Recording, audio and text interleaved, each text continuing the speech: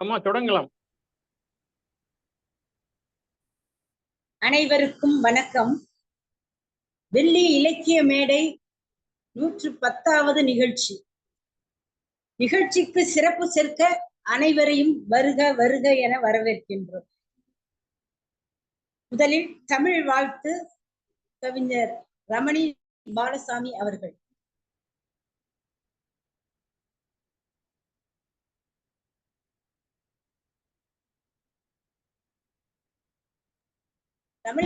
அனைவருக்கும் வணக்கம். மல்லிகா அம்மாவுக்கு வணக்கம். வணக்கம். தமிழ் வாழ்த்து. தமிழுக்கும் அமுதென்று பேர், அந்த தமிழ்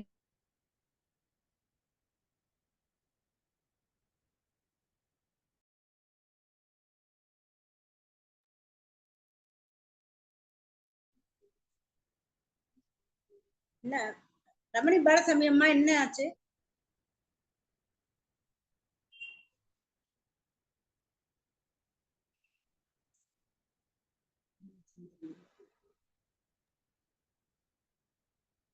வென்று பேர்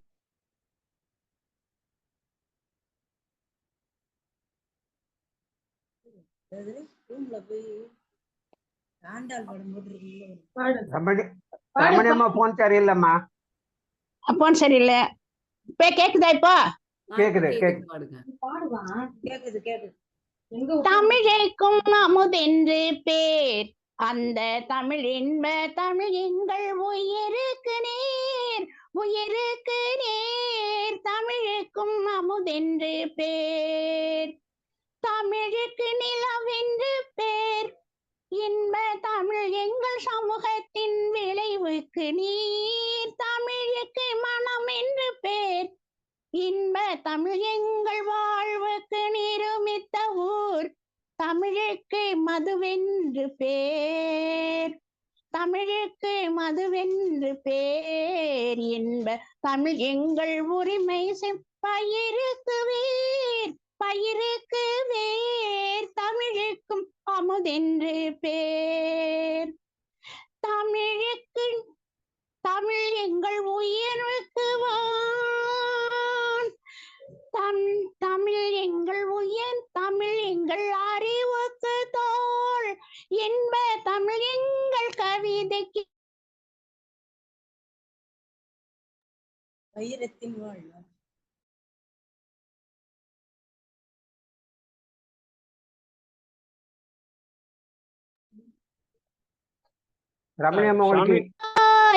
என்ப தமிழ் எங்கள் ஒற்றுமைக்க உளமுற்ற தீ. தமிழுக்கும் அமுதென்று பேர், அந்த தமிழ் என்ப தமிழ் எங்கள் உயிருக்கு நேர், உயிருக்கு நேர். தமிழுக்கும் அமுதென்று பேர். வணக்கம் ஐயா. வணக்கம். சிறப்பு, நன்றி அம்மா. வெள்ளி இலக்கிய மேடையில் கம்பராமாயணத்தில் சுந்தரகாண்டம் தொடர் நிகழ்ச்சிக்கு தலைமை தாங்க வந்திருக்கும் ஆன்மீக பணிச்செல்வர் ஹரி கோபாலகிருஷ்ணன் அவர்களை வருக வருக என வரவேற்கின்றோம். கம்பராமாயணம் சுந்தரகாண்டத்தில் காட்சி படலம் பற்றி உரையாற்ற வந்திருக்கும் முனைவர் மா செந்தில்குமார் அவர்களை வருக வருக என்று வரவேற்கின்றோம். உருக்காட்டு படலம் பற்றி உரையாற்ற வந்திருக்கும் வெள்ளிதோறும் நிகழ்ச்சிகளை நடத்தி வரும் நெல்லை தீபன் அவர்களை வருக வருக என்று வரவேற்கின்றோம். தொழில்நுட்ப பணியினை வெள்ளிதோறும் செவ்வனே செய்து வரும் திரு ஆசி குமரன் அவர்களை வருக வருக என்று வரவேற்கின்றோம். தமிழ் வாழ்த்து பாடலை பாடிய கவிஞர் ரமணி பாலசாமி அவர்களையும் வருக வருக என்று அழைக்கின்றோம். இலக்கிய சுடர் கூமாப்பா கபிலன் அவர்களை வருக வருக என்று வரவேற்கின்றோம். முனைவர் சரஸ்வதி ஐயப்பன் அவர்களை வருக வருக என்று வரவேற்கின்றோம். பொதிகை செல்வராஜ் அவர்களையும் ஏரிக்கரை கோபாலகிருஷ்ணன் அவர்களையும் வருக வருக என்று வரவேற்கின்றோம். மற்றும் இந்த நிகழ்ச்சியை செவிமடுக்க வந்திருக்கும் சான்றோர்கள் அனைவரையும் வருக வருக என்று வரவேற்று மகிழ்கின்றோம். வெள்ளி இலக்கிய மேடையில் அடுத்து வாழ்த்து பாடல் இயற்றியவர் சீனி ரவி பாரதி, பாடுபவர் ஹைதராபாத் ரவி சங்கர் அவர்கள்.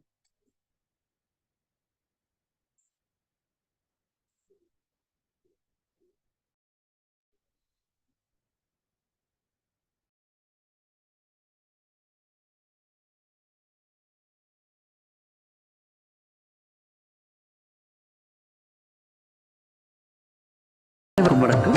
இந்த பாடலை எழுதியவர் எங்கள் அன்பு திரு கவிஞர் சீனி ரவி பாரதி அவர்கள். வெள்ளி இலக்கிய மேடைக்காக எழுதப்பட்ட இந்த ஒரு பாடல். வெள்ளிக்கிழமை தோறும் வெள்ளி முளைக்கிறது, உள்ள பூங்காவில் இலக்கியம் மலர்கிறது.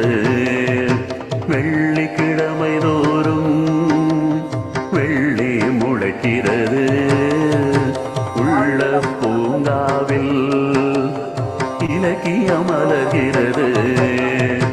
இதய கூட்டுக்குள்ளே இனிமை சுரக்கிறது, எல்லையில்லா ஆனந்தத்தில் இதயம் பறக்கிறது.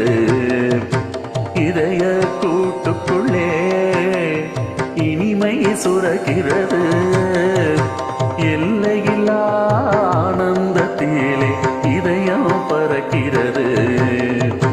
வெற்றி கொடியை நாட்டிடலாம் வாருங்கள், வெள்ளி மேடையில் இலக்கியம் படைக்கலாம் வாருங்கள். வெள்ளிக்கிழமை தோறும் வெள்ளி முளைக்கிறது, உள்ள பூங்காவில் இலக்கியம் மலர்கிறது.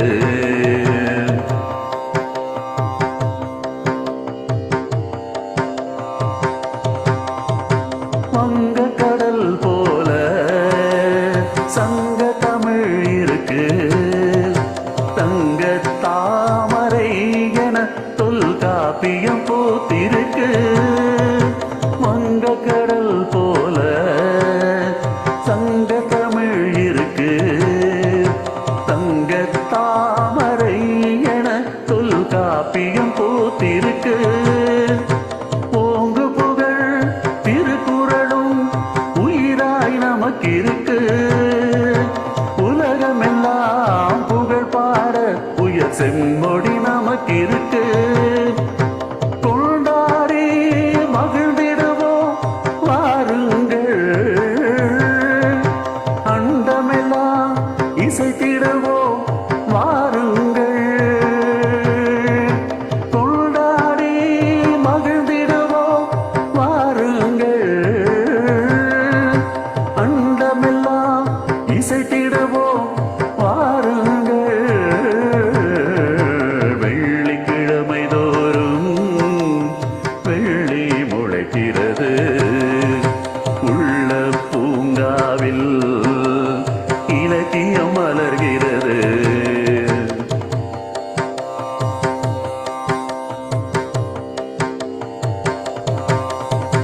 கண்ணகி சிலம்பெடுத்து காவிய சுவை முடிந்திடலாம். கண்ணகி சிலம்பெடுத்து காவிய சுவை முடிந்திடலாம். கம்பனை கை கோர்த்து கவிதை மழை பொழிந்திடலாம். கண்ணதாசன் கவி பாடி காதல் எழில் பருகிடலாம். கதை நாவல் பேசி பேசி கசிந்தே உருகிடலாம். பாரதி படைப்பை போற்றுவோம் வாருங்கள், பாரதி படைப்பை போற்றுவோம் வாருங்கள். பாவேந்தர் கவி சாற்றுவோம் வாருங்கள், பாவேந்தர் கவி சாற்றுவோம் வாருங்கள். முந்த தமிழ்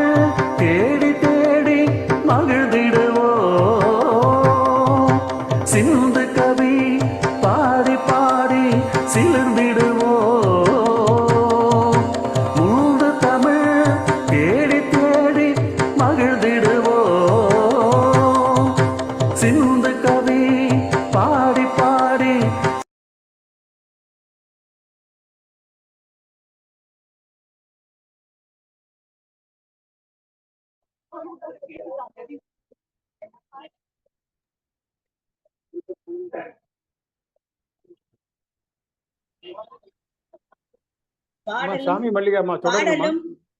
பாடலும் பாடிய ஹைதராபாத் ரவிசங்கர் குரலும் மிக அருமை, சிறப்பாக இருந்தது. அடுத்த நிகழ்ச்சியாக நூல் படிந்த மனத்தவர்க்கு விருந்து வைத்தான் கம்பன் என்ற தமிழ் தாயார் நோற்ற மைந்தன் என்று நாமக்கல் ராமலிங்கம் பிள்ளை அவர்கள் கம்பரை பாராட்டியுள்ளார். வால்மீகியின் கதையை அடிப்படையாக கொண்டு எழுதப்பட்ட காவியம் ராமாயணம். இதை கம்பரே காப்பியத்தில் குறிப்பிட்டுள்ளார். தன் ராமாவதாரம் காப்பியத்தில் சிலவற்றை விடுத்தும் தொடுத்தும் சேர்த்தும் உலகம் உய்ய கதாபாத்திரங்களை அறமிகும்படி படைத்துள்ளார் நம் கம்பர். கம்பர் படைத்த பண்பாட்டு காவியத்தை வெள்ளி இலக்கிய மேடை வெள்ளிதோறும் அள்ளி வழங்கி தமிழ் இன்பம் நுகரச் செய்து வருகின்றது. இன்று வெள்ளி இலக்கிய மேடையில் கம்பராமாயணம் கருத்தரங்கிற்கு தலைமை தாங்கி உரையாற்றுபவர் ஆன்மீக பணிச்செல்வர் திரு ஹரி கோபாலகிருஷ்ணன் அவர்கள், MA ML. இவர் மேல்நிலைப்பள்ளி தலைமை ஆசிரியர், கவிஞர், பட்டிமன்ற பேச்சாளர், உரை வீச்சாளர், சிறந்த தலைமை ஆசிரியர், ஆன்மீக பணிச்செம்மல் போன்ற விருதுகளை எல்லாம் பெற்றுள்ளார். வெள்ளி இலக்கிய மேடை கம்பராமாயண கருத்தரங்கிற்கு தலைமை உரையாற்ற ஆன்மீக பணிச்செல்வர் திரு ஹரி கோபாலகிருஷ்ணன் அவர்களை அன்போடு அழைக்கின்றேன். வாருங்கள் ஐயா. அனைவருக்கும் வணக்கம். வெள்ளி இலக்கிய மேடை நிகழ்வு எண் 110 அந்த நிகழ்ச்சி இன்றைக்கு நடைபெற்று கொண்டிருக்கிறது. இந்த கம்பராமாயணம் என்பது இந்த நேரத்திலே நாம் பார்த்து கொண்டிருந்தோமானால் சென்னை மாநகரத்திலே மட்டும் குறைந்தபட்சம் 50 இடத்திலாவது யாராவது ஒருவர் கம்பராமாயணத்தை பற்றி பேசிக் கொண்டிருப்பார். அதுதான் அதனுடைய தனிச்சிறப்பு. நம்முடைய தெரிந்த வகையிலே பார்த்தோமானா கூட திங்கட்கிழமை தோறும் ஐயா முகிலை ராசபாண்டியனார் அவர்கள் கம்பராமாயணத்தை பற்றி விரிவுரையாற்றி கொண்டிருக்கிறார். சனிக்கிழமை தோறும்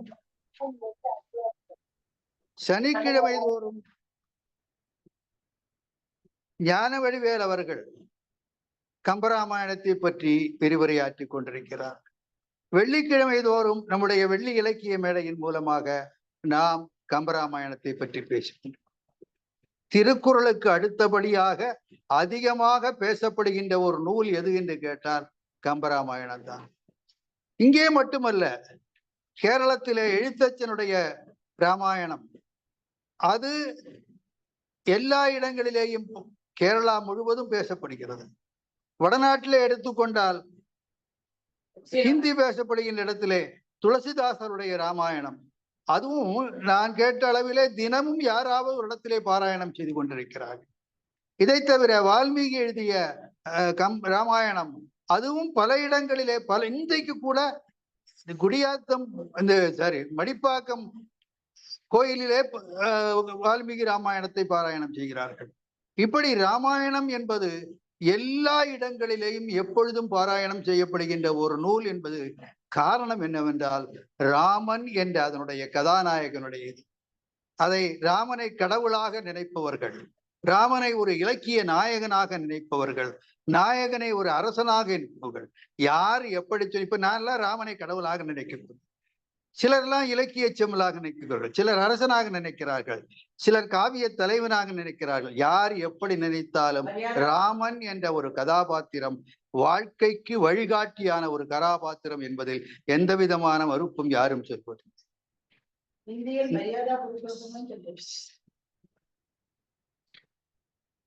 இந்த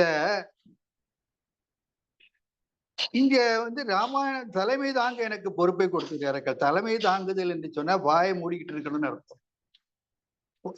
நேரடி காட்சியாக இருந்தா ஒரு பொன்னாடை போட்டுவார்கள், ஒரு ஒரு மாலை அணிவிப்பார்கள். அதை வாங்கிட்டு பேசாம இருக்கணும். ஏனென்றால் சிறப்பு பேச்சாளர்கள் என்ன சொல்ல வருகிறார்களோ அதை கேட்பதற்கு தான் நாம் எல்லாம் கொடுக்கிறோம். அதை விடுத்து எனக்குத்தான் தெரியும் என்று நான் ஏதாவது பேச போக, அதில் குறிப்பாக சிறப்பு பேச்சாளர்கள் பேசுவதற்காக தயாரித்திருந்த குறிப்புகளுக்கு இடையிலே நான் குறுக்கிட்டு பேசுவதாக இருந்தால் அவர்களை எல்லாம் ஒரு எம்பராசிங் பொசிஷன்ல கொண்டு விட்டுறாது, ஒரு மாதிரி ஒரு தடுமாற்றத்தை அவர்களுக்கு உருவாக்கிவிடும். ஆகவேதான் நான் சொல்ல, தலைமை தாங்குபவர்கள் அந்த டாபிக், அந்த பொருளை பற்றி அதிகமாக முதலில் பேசக்கூடாது. நான் இந்த ஆசிரியர்களாக இருந்தவங்களுக்கு எல்லாம் தெரியும், ஒரு சிறு நிகழ்ச்சி சின்னதை மட்டும் சொல்லிடுறேன். ஆசிரியர்களாக இருந்தவங்களுக்கு எல்லாருக்கும் தெரியும், இந்த வகுப்பறையில 2 வருஷம் 3 வருஷம் அப்படி இப்போல்லாம் இல்லை, முன்னாலாம் 2 வருஷம்லாம் ஃபெயில் ஆயிட்டு அங்கேயே உட்கார்ந்து இருக்கிறவங்க இருப்பாங்க. அவங்க பாடத்தை ஒழுங்கா படிக்கிறாங்களோ இல்லையோ, நாம என்ன பேசுகிறோம் என்பதை மட்டும் நல்லா கவனிச்சுக்கிட்டே இருப்பாங்க. அப்போ என்னன்னா, நாம என்ன செய்வோம், ஆசிரியர்கள் நாங்களெல்லாம், நம்ம செந்தில்குமார் இருக்கிறார், சாந்தாமையார் இருந்தா அவங்க இருக்கிறாங்க, எங்களுக்கெல்லாம் தெரியும்.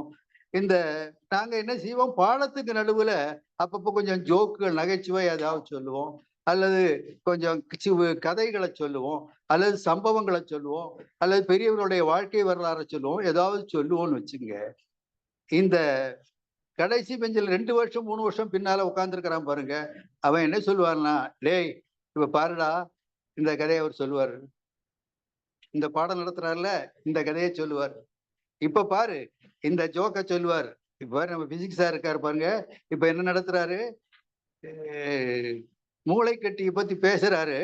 அப்ப அவர் உடனே சொல்லுவார் பாருங்க, மூளை கட்டி வருமானு யாரும் பயப்படாதீங்க, உங்களுக்கு எல்லாம் மூளையே கிடையாது, என்ன கட்டி வருது, அங்க கட்டியே வராது அப்படின்னு அவர் சொல்லுவாருன்னு இவன் முதல்ல சொல்லிடுவான். அப்ப நாம அது நமக்கு தெரியாது, நாம அதை கேட்டு அது கேட்காமலே நாம அதை சொல்லுவோமா? அப்ப அந்த பசங்கள்லாம் விரிந்து விழுந்து சிரிப்பாங்க. அவன் யாருக்கு சிரிக்கிறான், நாம சொன்னதுக்கு சிரிக்கிறானா, இல்ல அந்த 2 வருஷமாக அங்கேயே உட்கார்ந்து இந்த நிகழ்ச்சி இப்போது சொல்ல போறாருன்னு சொல்றானே, அவன் சொன்னதுக்காக சொல்றான். அதுலயும் சில குறும்பு பிடிச்ச மாணவங்க இருப்பாங்க, சார் நீங்க இதை சொல்லுவீங்க எனக்கு தெரியும் சார் அப்படிம்பாங்க. ஏன் எப்படிடா தெரியும்னா, இவன் எனக்கு உங்களுக்கு முன்னாலே அந்த பாடத்தை நடத்திவிடலாம் சார். ஏன்னு சொன்னா, எதுக்கு சொல்றேன்னு சொன்னா, இதே மாதிரிதான் அந்த குறும்பு பிடித்த மாணவனாக நான் இருந்து கொண்டு தலைமையை வகிக்கிறேன் என்ற பெயர்ல எனக்கு தெரிந்த 1-2 கதை ராமாயண பாடல்களை நான் பாடிவிட்டு, அந்த ராமாயணத்தை பற்றி இன்றைக்கு அழகாக காட்சி படலத்தையும் உள்காட்டு படலத்தையும் விளக்குவதற்கு காத்து கொண்டிருக்கின்ற 2 பெருந்தகைகள், இவங்களை ஒரு இக்கட்டான சூழ்நிலையிலே மாற்றி விடுகின்றதாக இருக்கக்கூடாது இல்லையா? அதிலே குறிப்பாக முதலிலே காட்சி படலத்தை பேசுகிறது வந்திருக்கின்ற என்னுடைய ஆரிய நண்பர், எழுதக நண்பர் ஐயா செந்தில்குமார் அவர்கள் தமிழ் இலக்கியத்திலே முனைவர் பட்டம் PhD வாங்கினவர். அதிலேயும் இலங்கையிலே இருக்கிற ஒரு மன்னனை பற்றி ஆராய்ச்சி செய்ததிலே அதை யாருமே தொட்டது கிடையாது. அதை பற்றி, அவனை பற்றி, அந்த மன்னனை பற்றி ஆராய்ச்சி செய்து அவர் முனைவர் பட்டம் பெற்றவர், தமிழிலே ஆழங்கால் பட்டவர், பல ஆண்டுகள் தமிழ் ஆசிரியராகவும் முதுகலை தமிழ் ஆசிரியராகவும் தலைமை ஆசிரியராக புகழ் பெற்றவர். இரண்டாவது பேச போகிறவர் நெல்லை தீபன் அவர்கள். அவருக்கு கம்பராமாயணத்துல தெரியாத நிகழ்ச்சியே கிடையாது. கம்பராமாயணத்தை நான் 2 பேரை பத்தி ரொம்ப அதிகமா நாம் வியப்பட வேண்டும். ஒன்று என்னுடைய நண்பர் சண்முகானந்தம். அவரும் அப்படித்தான், ராமாயணமோ தேவாரமோ திருவாசகமோ எல்லாவற்றிலேயும் பல ஆயிரக்கணக்கான பாடல்களை மனப்பாடம் செய்து படக்கு படக்குன்னு சொல்லக்கூடிய உள்ளவை. அதே போலதான் நம்முடைய நெல்லை தீபன் அவர்களும் நேற்று கூட என்னிடத்துல பேசிக் கொண்டிருந்தார். அப்பொழுதும் 2 பாடல்களை உடனே எடுத்து சொல்லக்கூடிய ஆற்றல் பெற்றவராக இருந்தார். இந்த மாதிரி இவங்க 2 பேரும் பேசுகின்ற இடத்துல நான் முதல்ல என்னுடைய கருத்தை ராமாயணத்தை பற்றி சொல்லுவதற்கு என்பது சரியாக இருக்காது. இவர்கள் பேசிய பின்னால் எனக்கு ஏதாவது தெரிந்திருந்தால், அப்பொழுது நேரமும் அனுமதித்தால் நான் என்னுடைய கருத்தை சொல்கிறேன் என்று கூறி நிகழ்ச்சிக்குள் அவர்களை பேசுவதற்கு அழைப்பதற்கு சுவாமி மல்லிகா அவர்களை, நெறியாளர் அவர்களை அன்போடு அழைக்கின்றேன். மிக்க நன்றி ஐயா. உலக அளவில் பேசப்படும் நூல் கம்பராமாயணம் எனவும் நகைச்சுவையோடு பல செய்திகளை நமக்கு கூறி தலைமை உரையாற்றிய ஆன்மீக பணிச்செல்வர் ஹரி கோபாலகிருஷ்ணன் அவர்களுக்கு வெள்ளி இலக்கிய மேடை சார்பாக நன்றிகளை தெரிவித்துக் கொள்கின்றோம். அடுத்து கம்பராமாயணம் சுந்தரகாண்டத்தில் காட்சி படலம் பற்றி உரையாற்றுபவர் முனைவர் மா செந்தில்குமார் அவர்கள். இவர் சென்னை நங்கநல்லூர் அரசு ஆண்கள் மேல்நிலைப் பள்ளி தலைமை ஆசிரியராக பணியாற்றி பணி நிறைவு பெற்றவர். பல்வேறு இலக்கிய அமைப்புகளில் சேர்ந்து பணிபுரிந்து வருகிறார். திருப்பூரூர் தமிழ் முற்றம் அமைப்பின் ஒருங்கிணைப்பாளராக இருந்து பணியாற்றி வருகின்றார். அவருக்கு வாழ்த்துக்களை கூறி முனைவர் மா செந்தில்குமார் அவர்களை காட்சி படலம் பற்றி 30 நிமிடங்கள் உரையாற்ற அன்போடு அழைக்கின்றோம். அம்மா கேஜிஆர் வந்திருக்காங்க. சாமி மல்லிகாமா. தமிழ் செல்வம் கேஜிஆர் அவர்களை வருக வருக என்று வரவேற்கின்றோம். வணக்கம் ஐயா, வாருங்கள் ஐயா. வணக்கம். வணக்கம். வாருங்கள் முனைவர் மா செந்தில்குமார் ஐயா அவர்கள் வாருங்கள்.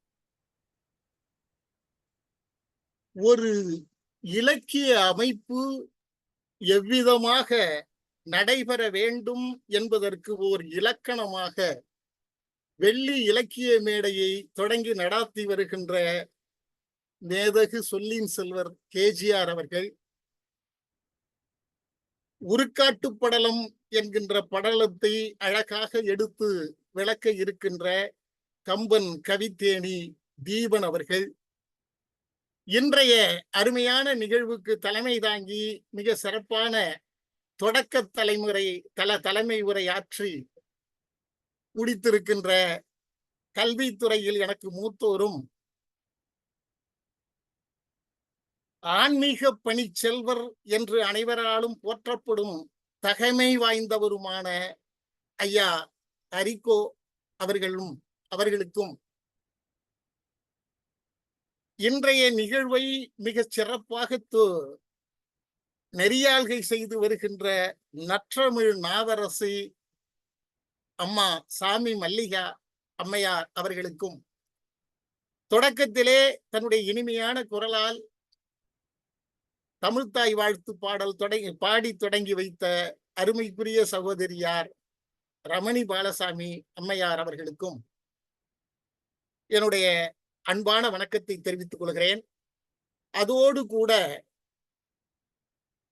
சங்க இலக்கியம், நீதி இலக்கியம், காப்பியங்கள், சிற்றிலக்கியங்கள் இன்றைக்கு இருக்கக்கூடிய நவீன இலக்கியங்கள் வரை நல்ல தேர்ச்சியும் புலமையும் பெற்ற அறிவிச்சிறந்த சான்றோர்களால் சூழப்பட்டிருக்கின்ற இந்த அவையினரையும் பணிவோடு வணங்கிக் கொள்கிறேன். கவி சக்கரவர்த்தி கம்பன் கல்வியில் பெரியவன் கம்பன் என்று உலகம் போற்றுகின்ற அந்த கவிஞன் படைத்த மகா காவியம் கம்பராமாயணம் உலகத்திலே இருக்கின்ற எந்த காப்பியங்களோடும் ஒப்பிட்டு பேச முடியும். ஒப்பிட்டால் அதை விடவும் சற்று ஒரு உயர்ந்து நிற்கக்கூடிய தனிச்சிறப்பு கொண்ட கம்பராமாயணம் தமிழருக்குரிய ஒரு பெருமையாக விளங்கி வருகிறது. கம்பராமாயணம் 6 காண்டங்களை கொண்டிருந்தாலும் 5வது காண்டமாகிய இந்த சுந்தர காண்டம் மட்டும் மற்ற காண்டங்களை விடவும் ஒரு தனி சிறப்பு கொண்டதாக விளங்கி வருகிறது. சொல்ல போனால் பகவத்கீதைக்கு நிகரான ஒரு தனித்தன்மை கொண்டதாக ஒவ்வொரு வைணவ இல்லங்களிலேயும் இந்த சுந்தர காண்டம் என்கின்ற இந்த பகுதி மட்டும் தனி நூலாக எடுக்கப்பட்டு பூஜை அறையிலே வைத்து பூஜிக்கப்படுகிற ஒரு சிறப்புடையதாக விளங்குகிறது. சுந்தர காண்டத்தை வைத்து பூஜித்தால் புண்ணியம் சேரும், எடுத்து படித்தால் பாவங்கள் பொடிபட வீடு பேறு பெறலாம் என்கின்ற நம்பிக்கை கொண்ட ஒரு அற்புதமான ஒரு பகுதிதான் சுந்தரகாண்டம். ஜடாயினுடைய அண்ணன் சம்பாதி தன்னுடைய கூர்த்த பார்வையால் இலங்கையிலே சிறை வைக்கப்பட்டிருக்கிறாள் சீதை என்பதை கண்டு சொல்ல, ஜாம்பவான் அனுமனை அணுகி உன்னால் மட்டுமே இந்த காரியத்தை சரியாக செய்து முடிக்க முடியும், அந்த ஆற்றல் உனக்கு மட்டுமே இருக்கிறது என்று சொல்ல, அனுமன் கடலை தாண்டி இலங்கைக்கு சென்று, அதாவது அந்த கடலை தாண்டி இலங்கைக்கு செல்லுகின்ற அந்த முதல் படலமாகிய கடல் தாவு படலம் தொடங்கி அங்கே இலங்கை காவல் தெய்வத்தை வெற்றி கொண்டு அவள் ஆசையை பெறுவது, காடுகளிலே அலைந்து திரிந்து கடைசியிலே அசோகவனத்தில் சீதையை கண்டு அவளிடம் கணையாழியை கொடுத்து சூளாமணி பெற்று திரும்புகிற போது காட்டை அழித்து, அதனால் இந்திரச்சித்தால் கைது செய்யப்பட்டு அரண்மனையிலே கொண்டு போய் நிறுத்த, ராவணன் இவனை கொளுத்துங்கள் என்று சொல்ல, அப்ப விபீஷணன் இருந்து அவன் ராம தூதன், அவனை நீங்கள் இவ்வாறு செய்ய முடியாது என்று அறிவுறுத்த வாளை கொளுத்த, வாளில் பற்றிய தீயை கொண்டு அரண்மனையே கொளுத்திவிட, இனி இங்கே இருக்க முடியாது என்று அஞ்சி ராவணனும் அவனுடைய மனைவிமார்கள் எல்லாம் புஷ்பக விமானத்தில் தப்பி சென்று விட, அங்கிருந்து அனுமன் திரும்பி வந்து ராமனை தொழுது அங்கே நடந்த சம்பவங்களை விளக்கி சொல்லுகின்ற திருவடி தொழுத படலம் வரை இருக்கக்கூடிய இந்த 14 படலங்களும் தான் சுந்தரகாண்டம் என்று அழைக்கப்படுகிறது. அதிலே இந்த திருவடி தொழுத படலம் என்று சொல்லக்கூடிய அந்த முதல் படலம் இருக்கு பாருங்க, உண்மையில் ராமனை கூட அவன் தொழவில்லை. ராமனிடம் வந்து நின்று திரும்பி சீதை இருந்த திசையை நோக்கி தரையிலே விழுந்து வணங்குகிறான். அப்ப இந்த திருவடி என்பது சீதையைத்தான் அவன் கொல்ல வேண்டி இருக்கிறது. அப்படி அந்த திருவடி தொழுது உரைத்த பகுதி வரை இருக்கக்கூடிய கண்டனன் கற்பினுக்கணியை கண்களால் தெண்டிரை அலைகடல் இலங்கை தென்னகர் என்று அவன் தொடங்கி சொல்லுகின்ற அந்த செய்திகளோடு சுந்தரகாண்டம் முடிகிறது. ஏன் இந்த சுந்தரகாண்டத்துக்கு இத்தகைய சிறப்பு என்றால், இதுல சுந்தரன் என்பவன் அனுமன், அனுமனினுடைய வீரதீர பராக்கிரமங்கள், அவனுடைய சொத்திரம் எல்லாம் சிறப்பாக வெளிப்படுகின்ற ஒரு பகுதி சுந்தரகாண்டம் என்று நாம் சொன்னாலும் கூட, சீதையினுடைய அவளுடைய வேதனையினுடைய உச்சம், அவளுடைய கோபத்தின் வெளிப்பாடாக அவள் வெளிப்படுத்துகிற அந்த வார்த்தைகள், இவைகளெல்லாம் மிகச் சிறப்பாக வெளிப்படுகின்ற ஒரு பகுதிதான் இந்த சுந்தரகாண்டம். அதனாலே இந்த சுந்தரகாண்டம் என்பது சுந்தரன் என்கின்ற அனுமனால் மட்டுமே சுந்தரகாண்டம் என்று அதற்கு பெயர் வந்து விடவில்லை. எண்ணி எண்ணி அப்படியே படித்து படித்து ரசித்து ரசித்து அப்படியே கசிந்து உருகுகின்ற வகையில் சீதையினுடைய பெருமைகள் எல்லாம் எடுத்து சொல்லக்கூடிய பகுதி என்பதினாலேயும் கூட சீதையை முன்னிட்டும் இது சுந்தரகாண்டம் என்று அழைக்கப்படுகிறது என்று கூட பெரியோர்கள் சொல்லுகிறார்கள். இதிலே இந்த 3வது காண்டம் காட்சி படலம் இருக்கு பாருங்க. இன்னும் சொல்ல போனா இந்த சுந்தரகாண்டம் என்பது கம்பராமாயணத்தின் ஏனைய 5 காண்டங்களை ஒரு பக்கம் வைத்தாலும் சுந்தர காண்டத்துக்கு ஈடாகாது என்று பெரியோர்கள் சொல்லுகிறார்கள். அதாவது கம்பராமாயணத்தின் இதயம் என்கிற பகுதி ஒன்று இருக்குமானால் அது சுந்தர காண்டம் என்று சொல்லுகிறார்கள். அதில் அந்த இதயம் போன்ற சுந்தர காண்டத்துக்குள் ஒரு இதயம் எந்த படலம் என்றால் அதுதான் காட்சி படலம். இந்த காட்சி படலம் சீதையினுடைய அருமை பெருமைகளை எல்லாம் எடுத்து உரைக்கின்ற ஒரு பகுதி.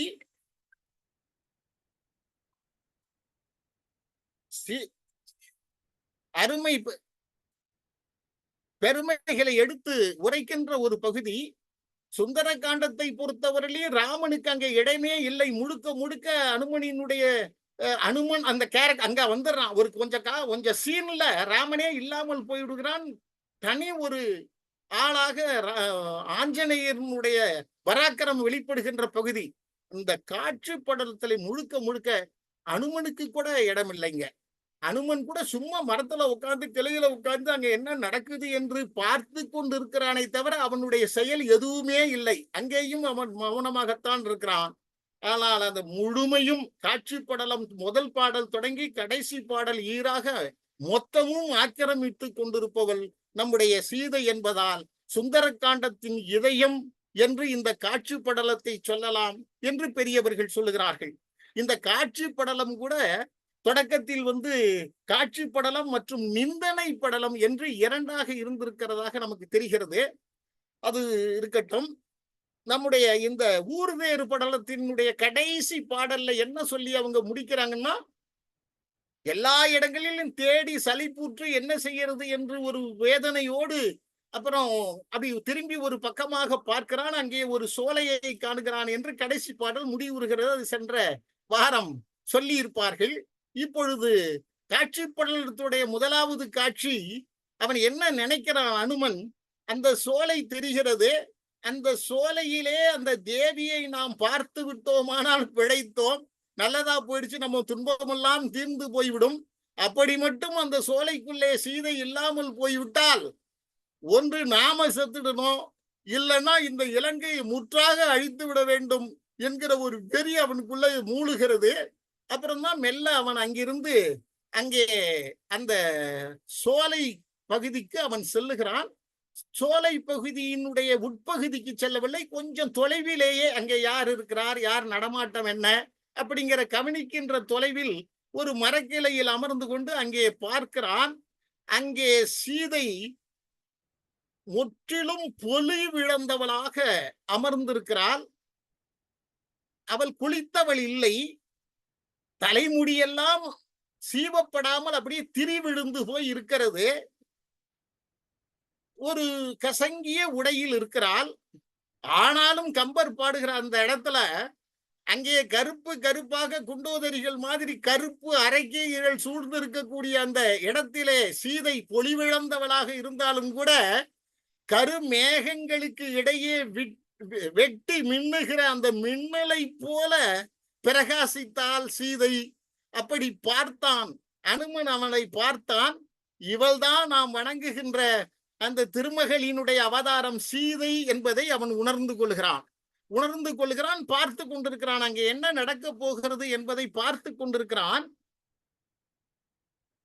அந்த இடத்துல நாம திரைப்படத்துல ஒரு தலைவியை அடைச்சு வச்சிருக்கான் தலைவன், சரோஜா தேவி அடைத்து வைத்திருக்கிறார். எம்ஜிஆர் காப்பாற்ற போகிறார்னா அந்த இடத்துல திடும் என்று அங்க குதிச்சா எப்படி ரசிகர்கள் அப்படி விசில் அடிச்சு கொண்டாடுவார்களோ அது போல சீதை அடைக்க வைக்கப்பட்டிருக்கின்ற இடம் தேவர்களுக்கு, வானுலகத்தவர்களுக்கு தெரியும், ஆனால் அனுமனுக்கு தெரியவில்லை.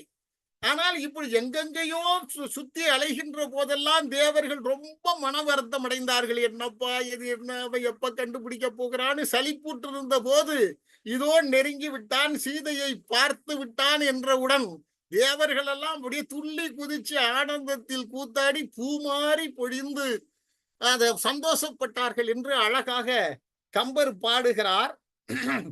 என்று சோலை புக்கு எய்தினன் ராகவன் தூதன் ஒன்றி வானவர் பூமழை பொழிந்தனர் உவந்தார் என்று அழகாக அந்த காட்சியை அவர் வர்ணிக்கிறார்.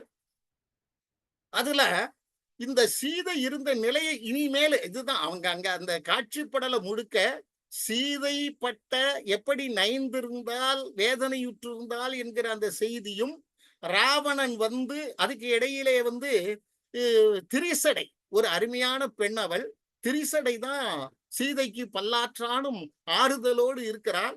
அவர்கள் இருவரும் ஒருவருக்கு ஒருவர் கொண்ட கனவுகளை பற்றி பேசுகிறார்கள். அதற்கு பிறகு ராவணன் வருகிறான். ராவணன் இது மேலும் நான் பொறுத்திருக்க முடியாது, என்ன செய்ய போகிறேன் என்று எனக்கே தெரியாது என்றெல்லாம் மிரட்டி விட்டு போகிறான். அப்பொழுது இனி என்ன ஆகும் என்று சீதை தவித்துக் கொண்டிருக்கின்ற போதுதான் திரிசடை சொல்லுகிறாள், நீ கவலைப்படவே பட வேண்டாம், எல்லாம் நல்லதுக்கே, நல்லதுதான் நடக்கும் என்று ஆறுதல் சொல்ல அவள் ஆறுதல் அடைகிறாள். இதுதான் காட்சி படலம். இந்த காட்சி படலத்துல சீதை எவ்வாறு நலிவுற்றிருந்தாள்ங்கிறதை அவர் சொல்றாரு. இந்த பாறை மலைப்பகுதிகளில் விளையக்கூடிய அந்த அருமருந்துகள் இருக்கிறது அல்லவா, சித்திரத்தை, அது மிளகு, அது இது போன்ற நோய் தீர்க்கும் அருமருந்து கொடிகள் ஓடிக்கொண்டிருக்கும். பலகாலமும் மழை நீர் படாமல் அது எப்படி வற்றி காய்ந்து போயிருக்குமோ அப்படி காய்ந்த மேனியலாக அங்க சீதை இருந்ததை அனுமன் பார்க்கிறான். அதோடு கூட பெண்களுக்கு எப்பொழுதும் சிற்று இடை அது மெலிந்திருக்கும், அது அழகு. ஆனால் சீதை இத்தனை நாள் காலமும் அங்கே அந்த ராவணனுடைய கொடுமைக்கு ஆட்பட்டு இருந்ததினால் அவருடைய இடை மட்டுமல்ல, ஒட்டுமொத்த மேனியும் நைந்து போய் அவள் காணப்பட்டாள் என்று கம்பர் அவர்கள் அழகாக பாடுகிறார்.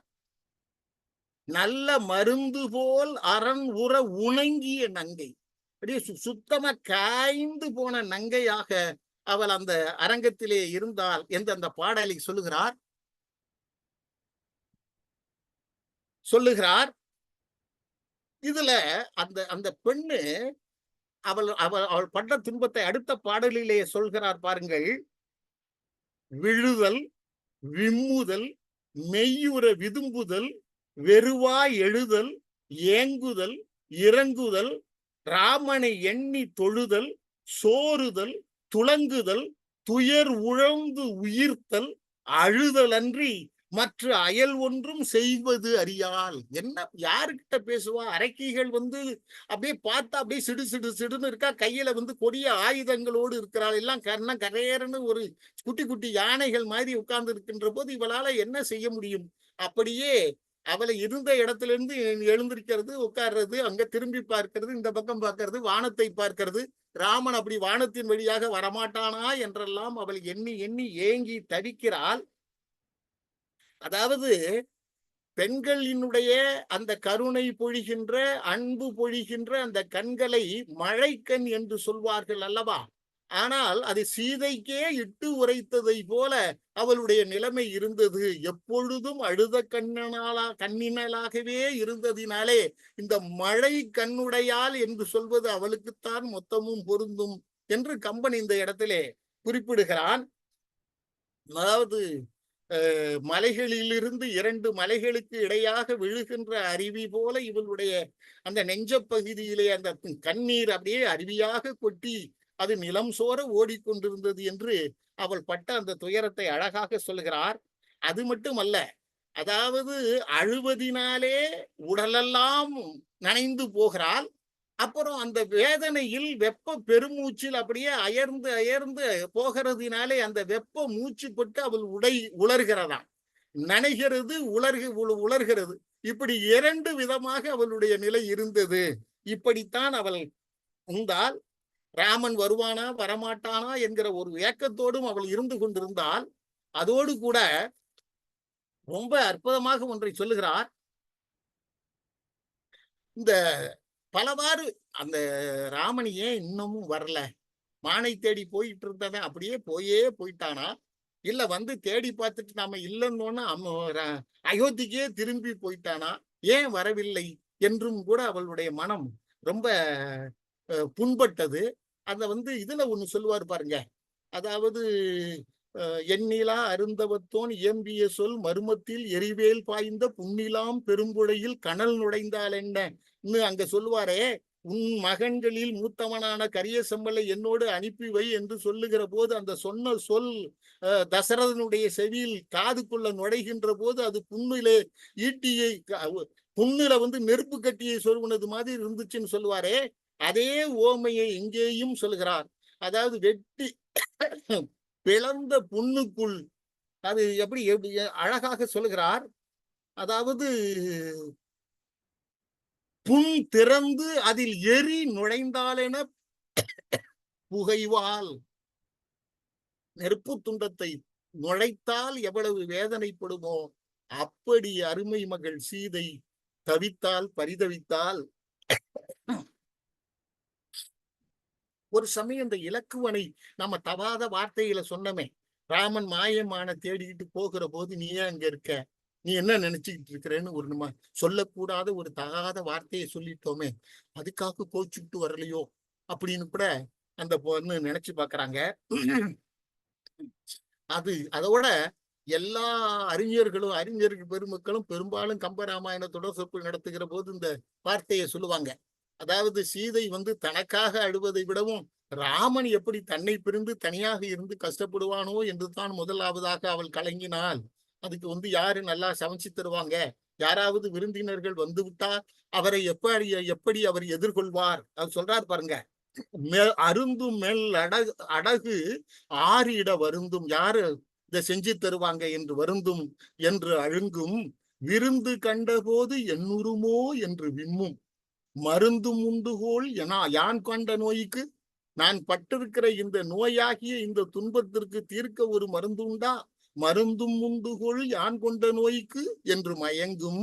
இருந்த மாநிலம் செல்லரித்து எழவும் ஆண்டு எழாதா. செல்லரித்தும் ஆண்டு எழாதா. அதாவது உட்கார்ந்த இடத்திலேயே உட்கார்ந்துட்டு இருக்கா.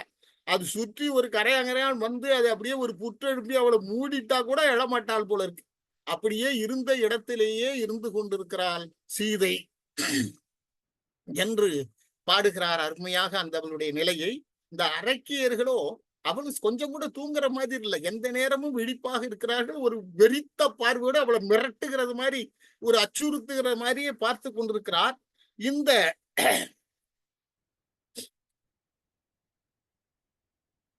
அந்த அதாவது ராமனை வந்து அவ எப்படி நினைக்கிறா பாருங்க. அன்றைக்கு கேகே நாட்டினுடைய இளவரசி தசரதனுடைய மனைவிகளில் ஒருவராகிய கைகேயி இந்த நாட்டினுடைய அரசுடைமை நான் பெற்ற மகன் பரதனுக்குத்தான் போய் சேர வேண்டும் என்று சொன்னபோது அன்றலர்ந்த தாமரை போல் மலர்ந்த முகத்தினனாக இருந்தானே. அந்த அற்புத காட்சியை நினைச்சு நினைச்சு பார்த்து அவள் அப்படியே வேதனை அடைந்தாலாம். அப்படியெல்லாம் அவள் வருத்தம்னா, மெய் திருப்பதம் மேவும் என்ற போதினும் இத்திரு துறந்து ஏகு என்ற போதில். இதுதான் வந்து எல்லாரும் இப்ப கேஜிஆரோ அல்லது நெல்லை தீமனோ எங்க பேசினாலும் இந்த பாடலை அடிக்கடி சொல்லுவாங்க. இந்த மாதிரியான பாடல் அமைய பெற்ற பகுதி தான் இந்த காட்சி படலம். மெய் திருப்பதம் மேவு என்ற போதிலும் இந்த அரசு உடைமை உனக்கு உண்டு எடுத்துக்கொள் என்று சொன்னாலும் சரி, இத்திரு துறந்து ஏகு என்ற போதும் இதெல்லாம் உனக்கு கிடையாது, காட்டுக்கு போ என்று சொன்னாலும் சித்திரத்தின் அலர்ந்த செந்தாமரை ஒத்திருந்த முகத்தினை உண்ணுவாள். அந்த அன்றலர்ந்த தாமரை மலர் போல ஒளி வீசி திகழ்ந்த அந்த முகத்தை எண்ணி எண்ணி பார்த்து வருந்தினாள் சீதை. அது அதே போல அந்த வில்லை உடைச்சால் பாருங்க, வில்லை யாரும் உடைக்க மாட்டாங்களோன்னு நினைத்து கொண்டிருந்த நேரத்தில் எடுத்தது கண்டனர் இட்டது கேட்டார்னு சொல்லுகிற வகையில் அப்படி எல்லாரும் வியக்கும்படியாக அந்த பராக்கிரமத்தை செய்து காட்டினானே, அந்த திறத்தை எண்ணி வருந்துகிறாள். ஆழநீர் கங்கை அம்பி கடாவிய ஏழை வேடனுக்கு எம்பி நின் தம்பி, நீ தோழன் மங்கை கொழுந்து என சொன்ன வாழி நண்பினை உண்ணி மயங்குவாள். அன்னைக்கு சொன்னானே, நீ வந்து என்னுடைய தம்பி, இந்த லட்சுமணன் உனக்கு தம்பி, என்னுடைய மனைவி உன்னுடைய கொழுந்தின்னு சொன்னானே, ஒரு வேடனுக்கு சொன்னானே. எப்படிப்பட்ட ஒரு மனிதன், அப்படிப்பட்ட ஒரு மனிதன் இன்னும் வந்து என்னை பார்க்காமல் இருக்கிறானே என்கிற வேதனையோடு அவள் அங்கே இருக்கிறாள்.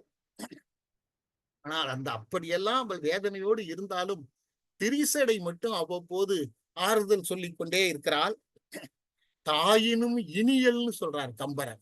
தாயினும் இனியல் அந்த திரிசடை தான் அவளுக்கு ஓரளவுக்கு ஒரு தைரியமும் ஆறுதலும் தேற்றுதலும் செய்யக்கூடியவளாக அவள் இருந்து கொண்டிருக்கிறாள்.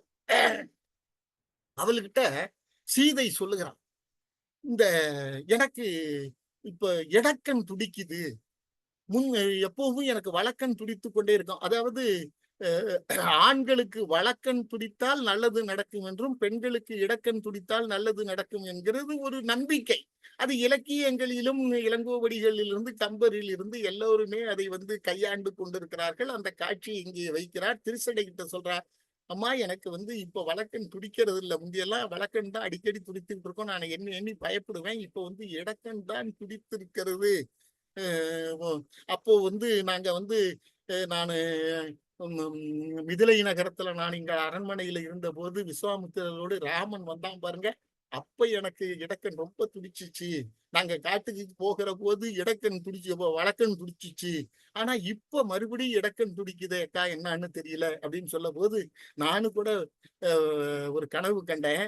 இந்த இலங்கை நகரமே பற்றி எரிகிறது மாதிரியும், அங்கே இருக்கக்கூடிய மன்னன் வந்து அப்படியே அவனுடைய மனைவியரோடு எங்கேயோ தெற்கு நோக்கி ஓடிடுறது மாதிரியும், இயற்கையில் நடக்கக்கூடியதெல்லாம் தானாகவே மின்னுவது போலவும், தானாகவே இடி இடிக்குவது போலவும், தானாகவே மத்தங்களங்கள்லாம் எழுந்து அது பாட்டுக்கு முழங்குவது போலவும், இப்படி நாம் பலவாது நடக்கக்கூடாத அந்த சம்பவங்கள்லாம் நடக்கிறது மாதிரி ஒரு கனவு கண்டேன். இந்த கனவெல்லாம் ஒப்பிட்டு பார்க்கிற போது எனக்கு என்னவோ உனக்கு நல்லது நடக்கக்கூடிய காலம் நெருங்கிடுச்சுன்னு நான் நினைக்கிறேன். உன்னுடைய அன்பு துணைவன் அண்டர்நாயகன் ராமனினுடைய தூதுவன் வந்து உன்னை விரைவில் சந்திக்க போகிறான் என்று என் மனசு உள்மனசு சொல்லுகிறது. கண்ணே கவலைப்படாத அப்படின்னு அவளுக்கு தேற்றுகிறாள். அந்த அது அந்த பகுதியை ரொம்ப விரிவாக பலவாறு அங்க என்னென்னலாம் நடந்தது, நீ கண்டிப்பாக கண்ட கனவுப்படி உனக்கு நல்லது நடக்கும் என்கிற அந்த செய்திகள் எல்லாம் ரொம்ப விரிவா பல பாடல்களில் அவரு அதாவது பெண் யானைக்கு மதம் பிடித்தது, மத்தளங்கள் தாமாக முழங்கின, மேக சூழல் படார் படார் என்று வானத்துல தானாகவே மழை வர்றதுக்கான எந்த அறிகுறியும் இல்லாமலே இப்படி வெடித்தது என்றெல்லாம் பல தான் கண்ட கனவை சொல்லி, இதெல்லாம் இந்த இலங்கைக்கு கேடு வர போகிறது என்பதற்கான அறிகுறிதான். சீதை, நீ பயப்படாத, உனக்கு நல்ல இதுவரையிலும் நீ பட்ட துன்பம் இன்றோடு முடிய போகிறது என்பதுதான் உண்மை என்று அங்கே தேற்றுகிறாள். அப்பொழுது அங்க அந்த அந்த அரக்கியர்களை பற்றி, அந்த சுற்றி இருக்கக்கூடிய அரக்கியர்களை பற்றி ஒரு பாட்டுல சொல்றாரு. அவங்க எல்லாம் எப்படி இருக்கிறாங்களாம்? அரக்கியர்கள் ஒருத்திக்கு ஒரு தலை 10 கைகள், 2 தலை, இப்படி அரக்கியர் ஒரு தலை 10 கைகள், 20 தலைகள், 2 கைகள், அச்சம் தரும் தோற்றம், 2க்கு மேற்பட்ட மார்பகங்களை கொண்டவர்களாகவும் இருந்தனர். விதவிதமான விலங்கு முகம் கொண்டவர்களாக, ஒருத்திய பார்த்தா கரடி மாதிரியும் புலி மாதிரியும் இந்த தோற்றமுடையவர்களாக இருந்தார்கள்னு அந்த சுற்றி இருந்த அரக்கியர்களை பற்றி ஒரு அருமையான ஒரு செய்தியை சொல்லுகிறார். இப்போ இந்த சூழலிலே தான் இவங்க 2 பேரும் பேசிக்கிட்டு இருக்காங்க. ஆனா இவளுக்கு நம்ம சீதைக்கு ஓரளவுக்கு ஆறுதலாக இருக்கிறாள் போல் இருக்கிறது என்கிற செய்தி, அந்த அந்த உண்மையை அவன் தொலைவிலிருந்து பார்த்து விட்ட அனுமன் இப்பொழுது அந்த மரக்கிளையிலிருந்து குதித்துட்டு இன்னும் கொஞ்சம் கிட்டத்துல இன்னும் நல்லா பார்க்கிற மாதிரி ஏறக்குறைய அவங்க பேசுறது கூட கேட்குமோ என்கிற அளவுக்கு கொஞ்சம் நெருங்கி வரான். இப்ப நெருங்கி வருகிறான். விரியும் மழை குளம் கிழித்து ஒளிரும் மின்னன கருநிறத்து அரக்கியர் குழுவில் இருந்த அந்த சீதையை இப்பொழுது அவனால் நன்றாக பார்க்க முடிகிறது. அப்படி வீடினது அன்று அறம் யானும் வீகளேன் தேடினன் கண்டனன் தேவியே என நான்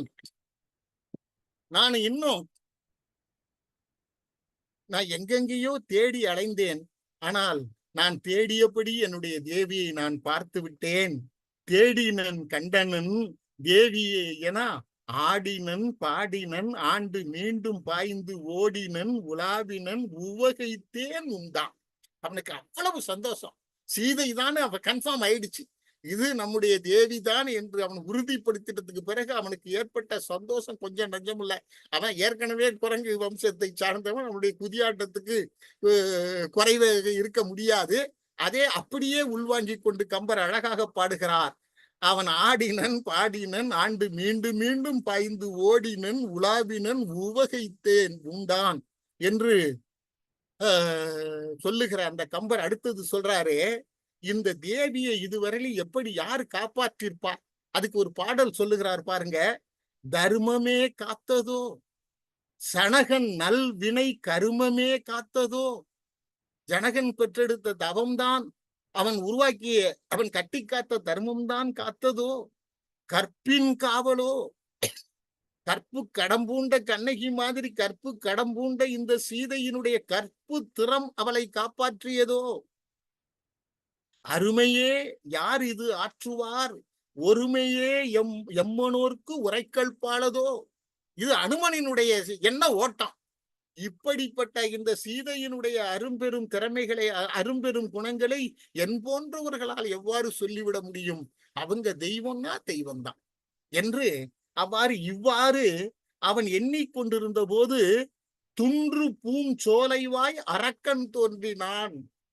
அவள்கிட்ட இப்ப ஒரு நல்ல சூழல் இருக்கிறது, எப்படியாவது சீதையை பார்த்து பேசிவிடலாம் என்று அவன் நம்பிக்கை கொள்ளுகிற நேரத்துல இவன் நம்ம ராவணன் உள்ள என்ட்ரி ஆகிறார். வர்றாருன்னா அவன் சாதாரணமா வரலங்க. அப்படியே ஏகப்பட்ட தடபுடலா ஒரு திருமணத்துக்கு தயாராகி வருகிற மாதிரி அவ்வளவு பெரிய ஜோடனையோடு வர்றான்.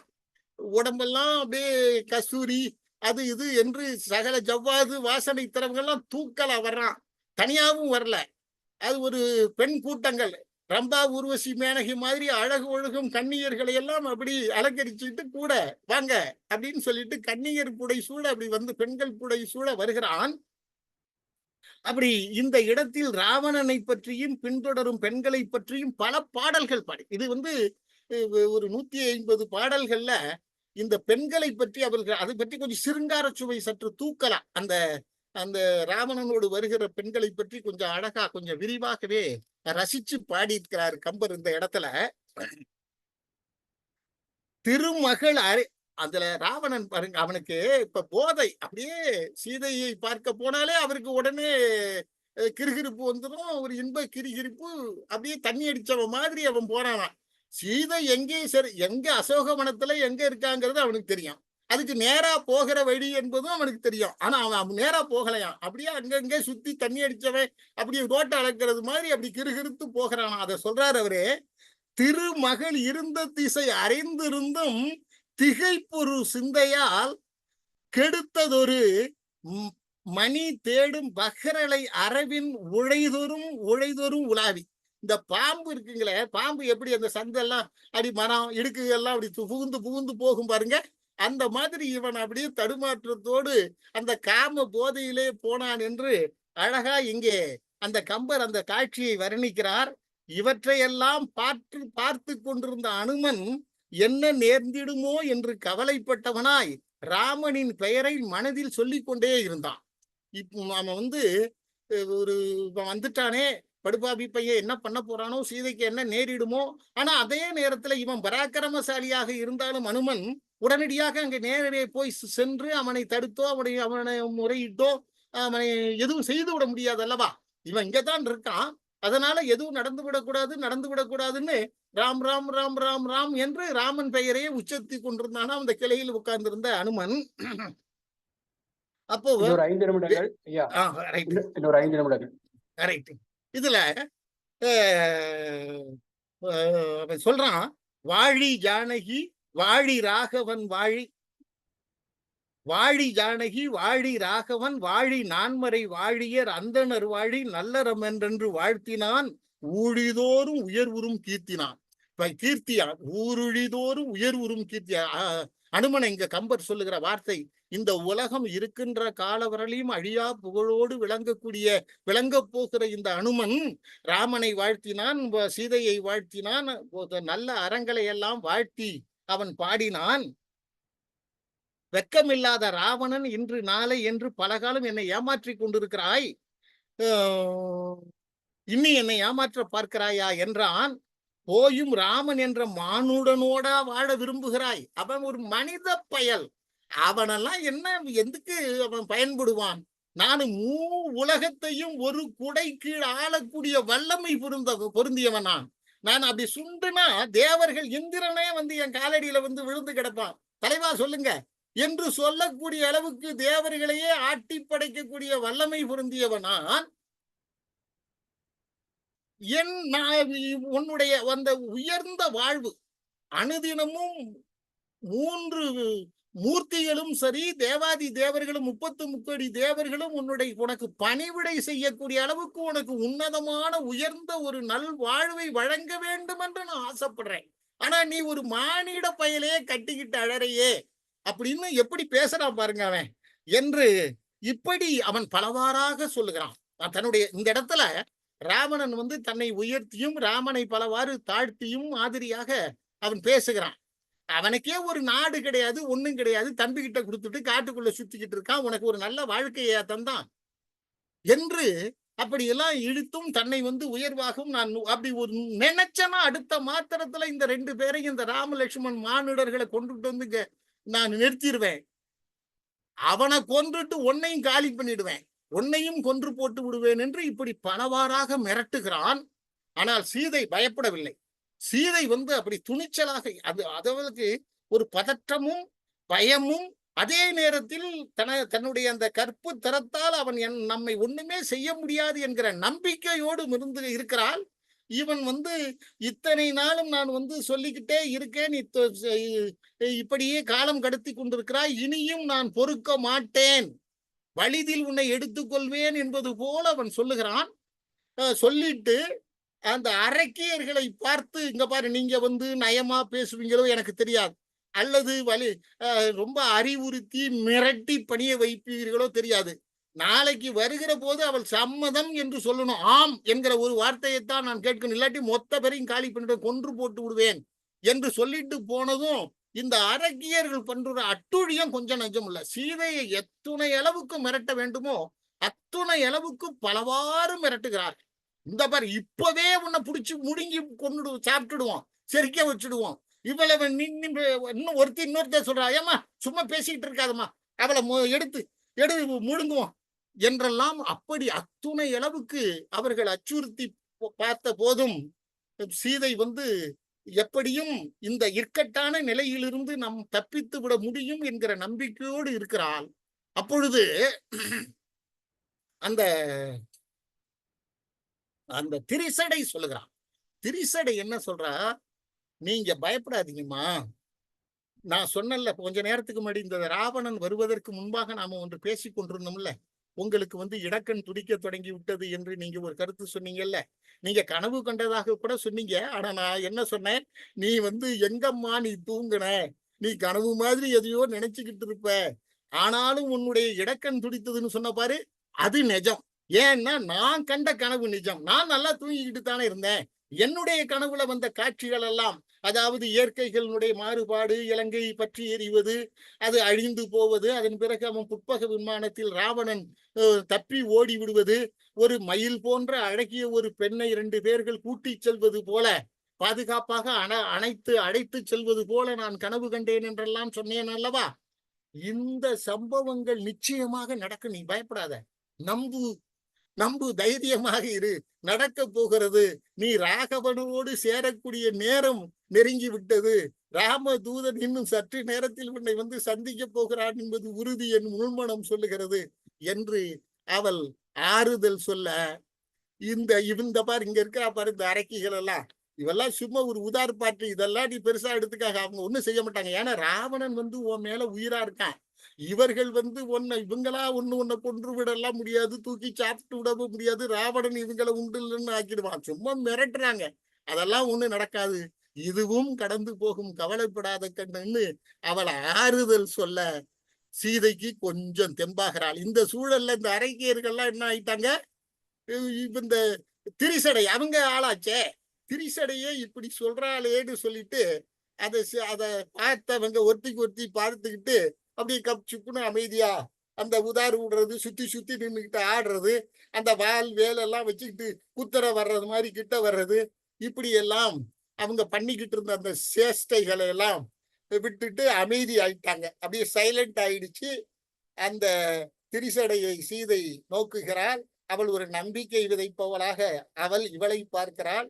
சீதை, அப்பா நமக்கு ஒரு நல்ல காலம் கிடைக்க போகிறது என்று அப்படியே ஆயாசமாக அந்த உயிர் பூற்றால் அந்த நிலைக்கு ஒரு நிம்மதியான நிலையை அடைந்தால்.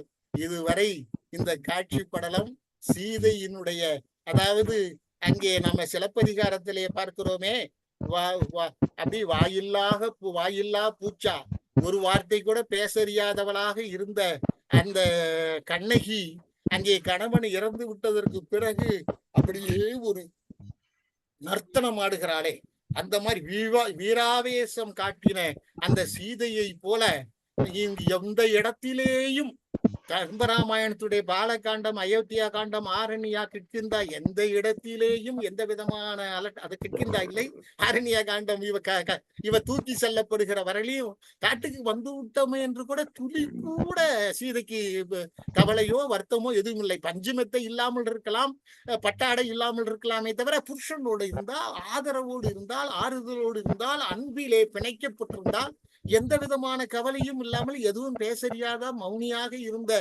அந்த சீதைதான் இந்த காட்சி படலத்திலேதான் அவள் கவலையினுடைய உச்சத்துக்கும் செல்கிறாள். ஆவேசமாக பொங்கி எழுந்து ராவணனை அவனை இந்த அதெல்லாம் நம்ம சொல்ல முடியல, நீங்க நேரம் வேற ஆயிடுச்சு. ராவணனை நீ ஆம்பளையாடா, நீ கேடு கெட்டவனை, நீ ஏன் மாயமானாக ஏன் வந்த, ஏன் என்னுடைய கொடுந்தனாரு இந்த லட்சுமணன் அங்க இருக்கின்ற போது காவலுக்கு இருந்தானே, நீ ஆம்பளையாக இருந்தால் அன்றைக்கு அப்பொழுதுல நீ என்னை தொட்டுட்டு போயிருக்கணும், நீ வரலையே, நீ ஜடாயுவை வீழ்த்து விட்டேன்னு ரொம்ப பிரமாதமா பேசிக்கிட்டு இருக்க. உன்னால ஜடாயுவை வீழ்த்த முடிஞ்சிச்சுன்னு நினைக்கிறியா? நீ சிவபெருமான் கொடுத்த அந்த வாள் உனக்கு கையில இருந்ததுனால சிவ கடாட்சம் உன்னை காப்பாற்றியது. இல்லன்னா அயோக்கியா, நீ அன்றைக்கு ஜடாயுவாலேயே வீழ்ந்திருப்பாய் என்றெல்லாம் இப்படி பலவாறாக ரொம்ப விரிவாக ராவணனை பற்றி எடுத்தும் படித்தும் பேசுகிறான். அந்த பகுதியெல்லாம் அங்கே இருக்கிறது. இந்த அரை மணி நேரத்திலே அதுவும் அதாவது புண்ணியம் பார்த்தாலே புண்ணியம், படித்தாலே வீடு பேர அடைய முடியும் என்று சொல்லக்கூடிய இந்த ராமாயணத்தின் இதய பகுதியாக விளங்குகிற சுந்தர காண்டத்தில் மற்ற எல்லா பகுதியை விடவும் மிக மிக புண்ணியமும் பேரும் கொண்ட சிறப்பும் கொண்ட ஒரு பகுதியாக இருக்கக்கூடிய காட்சி படலத்தை அடியேன் பேசுகிற அந்த நல் வாய்ப்பை வழங்கிய மரியாதைக்குரிய KGR அவர்கள், தீபன் அவர்களுக்கு என்னுடைய உளமார்ந்த நன்றியை, ஐயா இன்றைக்கு தலைமுறை வழங்கி நல்ல அறிமுகம் தந்த என்னுடைய முன்னோர், என்னுடைய வழிகாட்டி அரிகோ ஐயா அவர்களுக்கும் மனமார்ந்த நன்றியை தெரிவித்துக் கொண்டு உரையை நிறைவு செய்கிறேன். நன்றி, வணக்கம். அருமை ஐயா. அனுமன் பெயரால் சுந்தரகாண்டம் பெயர் வந்ததும், தேவர்கள் பூமாரி பொழிய அனுமன் காண்பதும், ராவணன் ஆட்சியில் துயரும் காட்சியில் சீதையின் மாட்சியை மழை கண்களால் நினைவாகும் கனவினால் அறிய முடிகிறது. அனுமன் மகிழ்வையும் நடந்த நிகழ்வையும் மிக அழகாக, சிறப்பாக, இயல்பாக, நயமாக உரையாற்றிய முனைவர் மா செந்தில்குமார் அவர்களை வெள்ளி இலக்கிய மேடை பாராட்டி மகிழ்கிறது. மிக்க நன்றி ஐயா.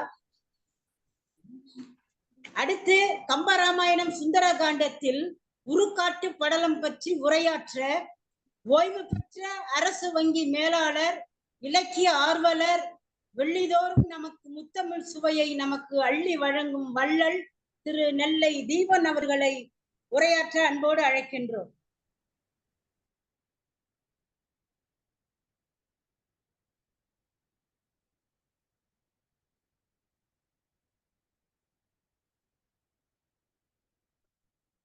முச்சங்கம் கூட்டி முதுபுலவர் தமை கூட்டி அச்சங்கத்துள்ளே அளப்பரிய பொருள் கூட்டி சொற்சங்கமாக சுவை மிகுந்த கவி கூட்டி அற்புதங்களெல்லாம் அமைத்த பெருமாட்டி, வேண்டுகின்ற பொழுதெல்லாம் விளைகின்ற நித்திலம், தோண்டுகின்ற பொழுதெல்லாம் சுரக்கின்ற செந்தமிழ் என்ற கவியரசருடைய வரிகளாலே தமிழன்னையை வணங்கி என்னுடைய உரையை தொடங்குகிறேன்.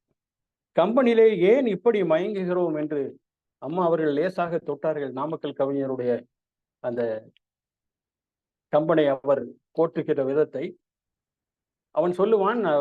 வான்மீகி ஒரு பலாப்பழத்தை கொடுத்து விட்டார், முள்ளடர்ந்தது, பிசில் உள்ளது. ஆனால் கம்பன் அதை எப்படி நமக்கு கொடுத்தான் என்பதை அழகாக சொல்லியிருப்பார் நாமக்கல் கவிஞர். மால் கடிந்த தவமுனி வான்மீகி என்பான், வனத்திடையே தான் கண்டு கொண்டு வந்த பால் படிந்த முள்ளடர்ந்து பருத்து நீண்ட பழவின் கனி பாரு கழித்தான். கம்பன் என்ன பண்ணானா, மேல் படிந்த பிசின் அகற்றி மெல்ல கீறி மெதுவாக சுளையெடுத்து தேனும் வார்த்து நூல் படித்த வனத்தவருக்கு விருந்து வைத்தான் கம்மன் என்ற தமிழ் தாயார் நோற்ற மைந்தன் என்று சொல்லுவார். இந்த கவிதையினுடைய பிற்பகுதி இன்னும் சிறப்பாக இருக்கும். ஐயா கூமாப்பா கவிரன் எல்லாம் மிகவும் ரசிப்பார்கள். அவர் சொல்றா, அவர் நாமக்கல் கவிஞர், எண்ணி எண்ணி திட்டம் போட்டு எழுதினானோ, கம்பனை சொல்கிறார், எண்ணி எண்ணி திட்டம் போட்டு எழுதினானோ, எண்ணாமல் எங்கிருந்தோ கொட்டினானோ. வார்த்தைகளும் வரிகளும் அப்படித்தான் இருக்கிறது. புண்ணியத்தால் உடன் பிறந்த புலமைதானோ, போந்த பின்னர் ஆய்ந்தறிந்து புகன்றதாமோ, தன்னியல் சேர் தமிழணங்கின் தவமேதானோ, தயரதனும் சனகனுமே தரித்த நோன்போ, விண் அமுதின் சுவை கெடுத்த கம்பன் பாடல். அமுதத்தின் சுவையே கெடுத்து விட்டதாம் கம்பன் பாடல். விண் அமுதின் சுவை கெடுத்த கம்பன் பாடல் விரிந்த விதம் என்றென்றும் வியப்பே ஆகும். கம்பன் என்ற பெரும்பெயரை நினைக்கும் போதே கவிதை என்ற கன்னிகைதான் வருவாள் அங்கே. அம்புவியில் கண்டறியா அழகினோடும் அமரருக்கும் தெரியாத அன்பினோடும் இன்பம் என்று சொல்லுகின்ற எல்லாம் ஏந்தி இன்னிசையும் நன்னயமும் இணைத்து காட்டி துன்பம் என்ற மனத்துயரை துடைத்து விட்டு தூங்காமல் தூங்குகின்ற சுகத்தை ஊட்டும். தூங்காமல் தூங்கும்போது அது எத்தனை சுகம். நாமக்கல் கவிஞர் அவ்வளவு அருமையாக கம்பனை பற்றி சொல்லியிருப்பார். நண்பர்களே, சென்ற அந்த காட்சி படலத்திலே ராவணன் செய்யக்கூடாத ஒரு செயலை செய்கிறான். ஒரு பெரிய மன்னன், இந்த உலகமே தன்னுடைய காலடிக்கு கீழ் என்று நினைக்கக்கூடிய ஒருவன் காமத்தின் வயப்பட்டு சீதையினுடைய காலிலேயே விழுந்து விடுகிறான். கீழே விழுந்து கெஞ்சுகிறான், அவள் சம்மதிக்கவில்லை. அதிலிருந்து அடுத்தது என்ன நடக்கிறது என்பதாக இந்த உருக்காட்டு படலம் அமைகிறது. உருக்காட்டு படலம் என்றால் வேறு ஒன்றும் இல்லை, உருவம், உருவத்தை காட்டுவது. சீதைக்கு இவ்வளவு நாள் ஆகிவிட்டது, ராமன் எப்படி இருக்கிறானோ என்று கவலைப்படுகிறாள். ராமன் இப்பொழுது எப்படி இருக்கிறான் என்று ராமனுடைய உருவத்தை இவன் வர்ணனை செய்கிறான் அனுமன். பிறகு நீ இவ்வளவு மெலிவாக இருக்கிறாயே, நீ எப்படி இந்த கடலை தாண்டினாய் என்று கேட்கிற போது விஸ்வ ரூபம் எடுத்து தன்னுடைய உருவத்தையும் காட்டுகிறான். அதனால் இது உருக்காட்டு படலம் என்று சொல்லப்படுகிறது. சீதை அந்த அசோக வனத்திலே மிகவும் கவலைப்படுகிறாள், ஒரு சமயம் தேறுகிறாள். இந்த கடலிடையே எல்லையற்ற பலம் கொண்டவனாக இருக்கிறான் ராவணன். கடலுக்கு நடுவில் இருக்கிறது இலங்கை, கட்டுக்காவல் இருக்கிறது, நிறைய வரங்கள் பெற்றிருக்கிறான், அதனாலே பலம் கொண்டு இருக்கிறான், வர பலங்கள் இருக்கிறது. ஆனால் இங்கே தனக்கு எந்த துணையும் இல்லையே, படை பலம் இல்லையே, ஒரே ஒரு வில்லை கொண்டு ராமன் எப்படி இத்தனை பேரையும் தோற்கடிப்பான், என்னை மீட்டுக் கொண்டு செல்வான் என்று கவலைப்படுகிறாள். ஆனால் கரனோடு போர் செய்த போது அவள் அங்கே இருந்தாள் ராமனோடு, அதையெல்லாம் பார்த்திருக்கிறாள். அவனுடைய ஆற்றலும் அவளுக்கு தெரியும். ஒரு சமயம் கவலைப்படுகிறாள், ஒரு சமயம் நிச்சயமாக வருவான், என்னை மீட்டுக் கொண்டு செல்வான் என்று தன்னையே தேற்றிக் கொள்கிறாள். இப்படி மாறி மாறி இருக்கிற போதுதான் அனுமன் அங்கே வந்து அவளுக்கு நம்பிக்கை ஊட்டுகிறான். அப்படி நம்பிக்கை ஊட்டுகிற படலம் தான் இந்த உருக்காட்டு படலம் என்பது. இந்த செய்திகளை சொல்கிற போது அனுமன் இந்த படலம் ஆரம்பிக்கிற போது முதலில் அரக்கியரை எல்லாம் ஒரு மந்திரத்தாலே தூங்க வைக்கிறான். அத்தனை அரக்கியரும் தூங்கி போய் விடுகிறார்கள். சீதை ராமனை நினைத்து புலம்புகிறாள். ராமன் என்னை மீட்பானா, இந்த இரவு எனக்கு மிகுந்த துயரத்தை கொடுக்கிறதே என்று சொல்லி கம்பன் ஒரு கவிதை எழுதுகிறான். ஐயோ, கல்லா மதியே, அட அறிவுகட்ட சந்திரனே, கல்லா மதியே கதிர் வாழ் நிலவே, நல்ல ஒளி வீசக்கூடிய நிலவே. அடுத்த வரியை கூமப்பா கபிலன் ஐயா தயவு செய்து கவனிக்க வேண்டும். இரவை பற்றி சொல்லுகிறாள். செல்லா இரவே, you are going very slowly. செல்லா இரவே சிறுகா இருளே, இருள் இன்னும் குறைய மாட்டேன் என்கிறது. செல்லா இரவே சிறுகா இருளே, எல்லாம் என்னையே முனிவீர், எல்லோரும் என்னையே துன்பப்படுத்துகிறீர்கள். இந்த இயற்கை எல்லாம் என்னையே துன்பப்படுத்துகிறது. ஆனால் நினையா வில்லாளனை யாதும் விழித்திலீரோ, என்னை பற்றி கொஞ்சம் கூட நினைக்காத அந்த ராமனை யாராவது போய் அவனை தொந்தரவு செய்கிறீர்களா, அல்லது அவனுக்கு நினைவுபடுத்துகிறீர்களா, அவருடைய மனைவி அங்கே இருக்கிறாள் என்று? இல்லையே என்று கோபித்துக் கொள்கிறாள் நிலவை. பிறகு சொல்கிறாள், என்றாவது ஒரு நாள் என்னுடைய துயர் தீர்ந்து விடும், தீரா ஒரு நாள் வழி, என்றாவது ஒரு நாள் தீரா ஒரு நாள் வழி. சேவகனே, நாராயணனே, தனி நாயகனே என்று புலம்புகிறாள். இது எப்படி என்றால், பாஞ்சாலியனுடைய துகிலை உரிந்த போது அவள் கத்துகிறாள் அல்லவா, அவள் என்ன கூக்குரல் இடுகிறாள்? கோவிந்தா கோவிந்தா என்கிறார். அதே போல் அந்த முதலை யானையினுடைய காலை பற்றுகிற போது கஜேந்திரன் என்கிற யானை ஆதி மூலமே என்று கதறுகிறது அல்லவா, அதை போல இவள் இங்கே நாராயணனே என்று கதறுகிறாள். அவனுடைய ஒரு இடத்திற்கு போருக்கு வருகிறான் என்று சொன்னால் முதலிலே அந்த நாணை இழுத்து அந்த ஒளியை எழுப்புவான். அதற்கே எல்லோரும் அச்சப்படுவார்கள். அப்படிப்பட்ட நான் ஒளி இங்கே ஒலிக்குமா? ஆனால் அவன் வரமாட்டான். ராமன் கொடியவன். எப்படி கொடியவன் என்று சொல்கிறாள் என்றால், அன்று அரசாட்சியை ராமனுக்கு கொடுத்தார்கள், பிறகு இல்லை என்று சொன்னார்கள். ஆனால் அவனுக்கு இல்லை என்று சொன்னபோது அந்த நாட்டு மக்கள் எல்லாம் வருத்தப்பட்டார்கள், ஏங்கினார்கள். ராமன் தான் மன்னனாக வர வேண்டும் என்று அவர்கள் ஏங்கினார்கள். ஆனால் அந்த ஏக்கத்தை எல்லாம் மதிக்காமல் காட்டுக்கு சென்று விட்டானே, அவன் கொடியவன் தானே. அப்படிப்பட்ட கொடியவனா இப்பொழுது இங்கு வந்து என்னை மீட்கப் போகிறான்? நான் இனிமேல் உயிரோடு இருக்கக்கூடாது. என் உயிர் போனால்தான் என் புகழ் ஓங்கும். வசையொழிய வாழ்வாரே வாழ்வார், இசையொழிய வாழ்வாரே வாழாதவர் என்ற குறளின் அடிப்படையிலே அவள் ஒரு முடிவெடுக்கிறாள். இத்தனை நடந்தும், இன்னொருத்தன் மனையிலே போய் நான் இத்தனை காலம் நான் இருந்தும், கணவன் இல்லாமல் அவனை பிரிந்து இருந்தும் இன்னும் உயிர் வாழ்ந்து கொண்டிருக்கிறேனே, நானும் அரக்கிதான் என்று சொல்கிறாள். நானும் அரக்கிதான். இன்னொன்று, ஒரு அருமையான வார்த்தையை கம்பன் பயன்படுத்தி இருப்பார். சொல் பிரியா பழி சுமந்து தூங்குவேன். சொல் பிரியா பழி, சொல்லால் அளவிட முடியாத பழியம். சொல் பிரியா பழி சுமந்து தூங்குவேன். நல் பிறப்பு உடைமை, நான் நல்ல குடியில் பிறந்தவள் தான், இவ்வளவு நாள் பெருமையாகத்தான் இருந்தது. நல் பிறப்பு உடைமையும் நானும் வெட்கமும் நன்றாரோ, ரொம்ப நல்லா இருக்கு, லட்சணமா தான் இருக்கிறேன் நான். நல் பிறப்பு உடைமையும் நானும் நன்றாரோ, கற்புடை மடந்தையர் கதையுள்ளோர்தாம் இல் பிரிந்து உய்ந்தவர் யாவர் யானலால். இக்கதையில வரக்கூடிய கதாநாயகிகள் கூட கணவனை பிரிந்து உயிரோடு இருக்க மாட்டார்கள். அப்படி இருப்பவர்கள் நான் ஒருத்திதான் என்று சொல்கிறார். இல் பிரிந்து உய்ந்தவர், இல் பிரிந்து, இல் என்றால் கணவன். சேக்கிழார் இல்லாள் என்பதை இல்லான் என்றால் கணவன் என்று சொல்லுவார். கம்பன் இல் என்று சொன்னாலே கணவன் என்று சொல்கிறார். இல் பிரிந்து உய்ந்தவர் யாவர் யானலாள், என்னை தவிர இந்த உலகத்தில் வேறு யார் இருக்கிறார்கள்? கணவனை பிரிந்து இன்னும் உயிரோடு இருந்து கொண்டிருக்கிறேனே, நாம் தூக்கிட்டு தற்கொலை செய்து கொள்வோம் என்று சொல்லி அந்த மாதவி கொடியை தன்னுடைய கழுத்திலே சுற்றி கொண்டு தூக்கிட முயல்கிறாள். அப்பொழுது அனுமன் குறுக்கிடுகிறான். இப்பொழுது அவளை தடுக்க வேண்டும். எப்படி தடுப்பது? அவளை பிடித்து இழுக்க முடியாது. மெய் தீண்ட கூசுவான். அவளுடைய மெய்யை இவன் தொடமாட்டான். மெய் தீண்ட கூசுவான். அண்டர் நாயகன் அருந்தூதன் யான், அண்டர் நாயகன் அருந்தூதன் யான் என்று சொல்கிறான். தன்னை அறிமுகப்படுத்துகிறான். என்னை சந்தேகிக்க வேண்டாம் அம்மா, என்னிடம் ஒரு அடையாள பொருள் ஒன்று இருக்கிறது என்றும் சொல்லிவிடுகிறான். ஏன் அவள் சந்தேகப்பட்டாள் என்று சொன்னால், மாயமானாக வரும்போது ஒரு அரக்கன் தான் வந்தான். இவளுடைய குடிலுக்கு ராவணன் வருகிற போது ஒரு சாமியார் போலதான், முனிவரை போலதான் வந்தான். அதனால் அவள் சந்தேகப்படுவதற்கு இடம் இருக்கிறது. ஆனால் நீங்கள் சந்தேகப்பட வேண்டாம் தாயே, ஒரு அடையாள பொருள் என்னிடம் இருக்கிறது என்று சொல்லிவிட்டு தான் அவன் துவக்குகிறான். அப்பொழுது அவள் சொல்கிறாள், இவ்வளவு நாளும் நான் துன்பப்பட்டேன், இருளுக்குள்ளே அமிழ்ந்திருந்தேன், இந்த தொலையிலிருந்து நான் எப்படி விடுபட்டு வரப்போகிறேன் என்று எனக்கே தெரியாத ஒரு நிலை. அப்படி இருக்கிற போது ஒரு சிறிய வெளிச்சம் தெரிந்ததே உன் மூலமாக என்று இவள் தனக்குத்தானே சொல்லிக் கொள்கிறாள். அரக்கனே ஆக, வேறு ஓர் அமரனே ஆக, இவன் தேவரா இருந்தாலும் சரி, அரக்கனா இருந்தாலும் சரி, அன்றி குறைக்கிடத்து ஒருவனே தான் ஆக.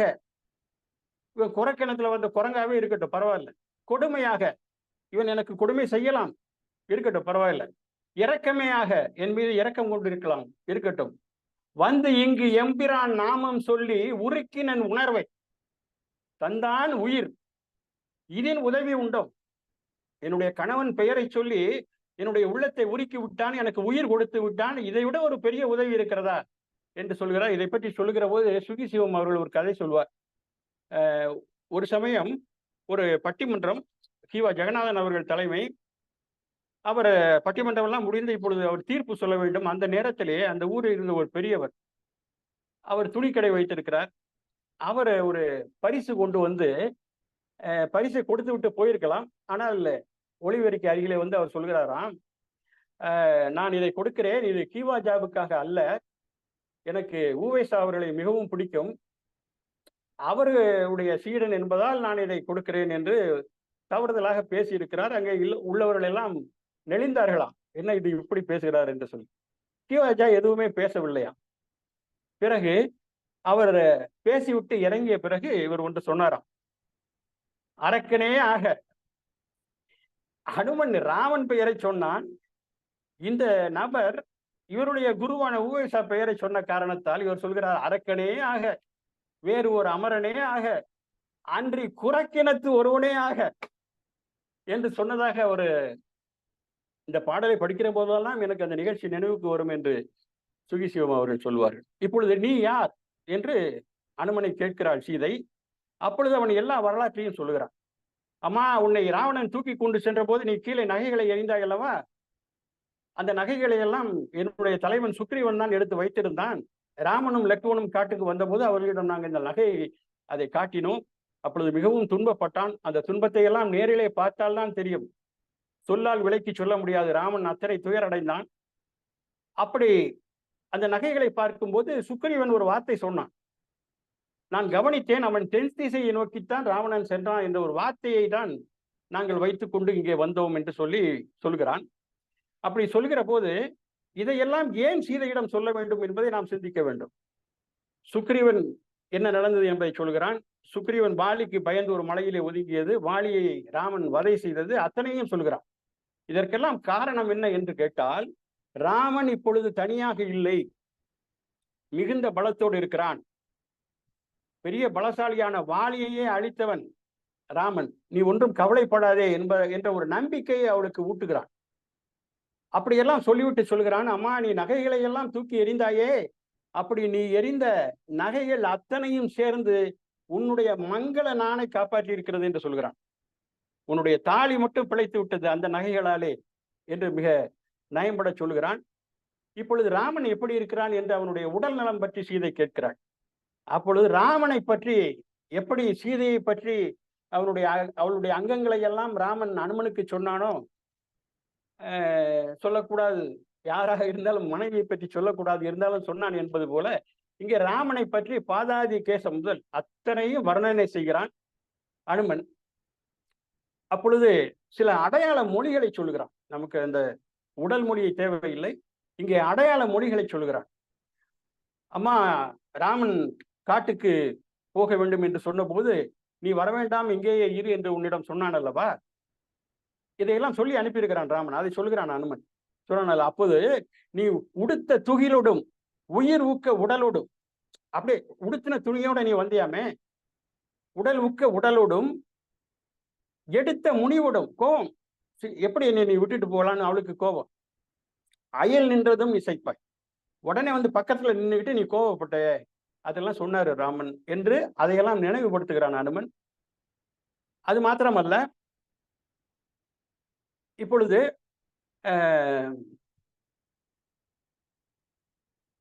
ஒரு அந்த அயோத்தியினுடைய மதில் கோட்டைக்கு வெளியே வந்தவுடனேயே காடு வந்து விட்டதா என்று கேட்கிறாள் அல்லவா சீதை? அதையும் இங்கே சுட்டி காட்டுகிறான். அதையும் ராமன் சொல்லியிருக்கிறான். நீண்ட முடிவேந்தன் அருள் ஏந்தி நிறை செல்வம் பூண்டு அதனை நீக்கி நெறி போதல் ஒரு நாளில் ஆண்டு அந்நகர் ஆரையோடு வாயில் அகலாமுன், ஆரை என்றால் மதில், ஆரையோடு வாயில் அகலாமுன் யாண்டையது கான், எங்க இருக்கு காடு என இசைத்ததும் இசைப்பா என்று அவன் சொல்லி அனுப்பியிருக்கிறான் என்று அதையும் நினைவுபடுத்துகிறான். இதைய கருத்து சிலப்பதிகாரத்திலேயும் வரும் என்று முன்னமே ஒரு முறை சொல்லி இருக்கிறேன். முதிரா கிழவி முள் எயிறு இயங்க மதுரை மூதூர் யாதன கேட்டால் ஆரையங்காதம் நடித்து என்று கோவலன் சொன்னதாக அங்கே ஒரு கருத்து நிலவும்.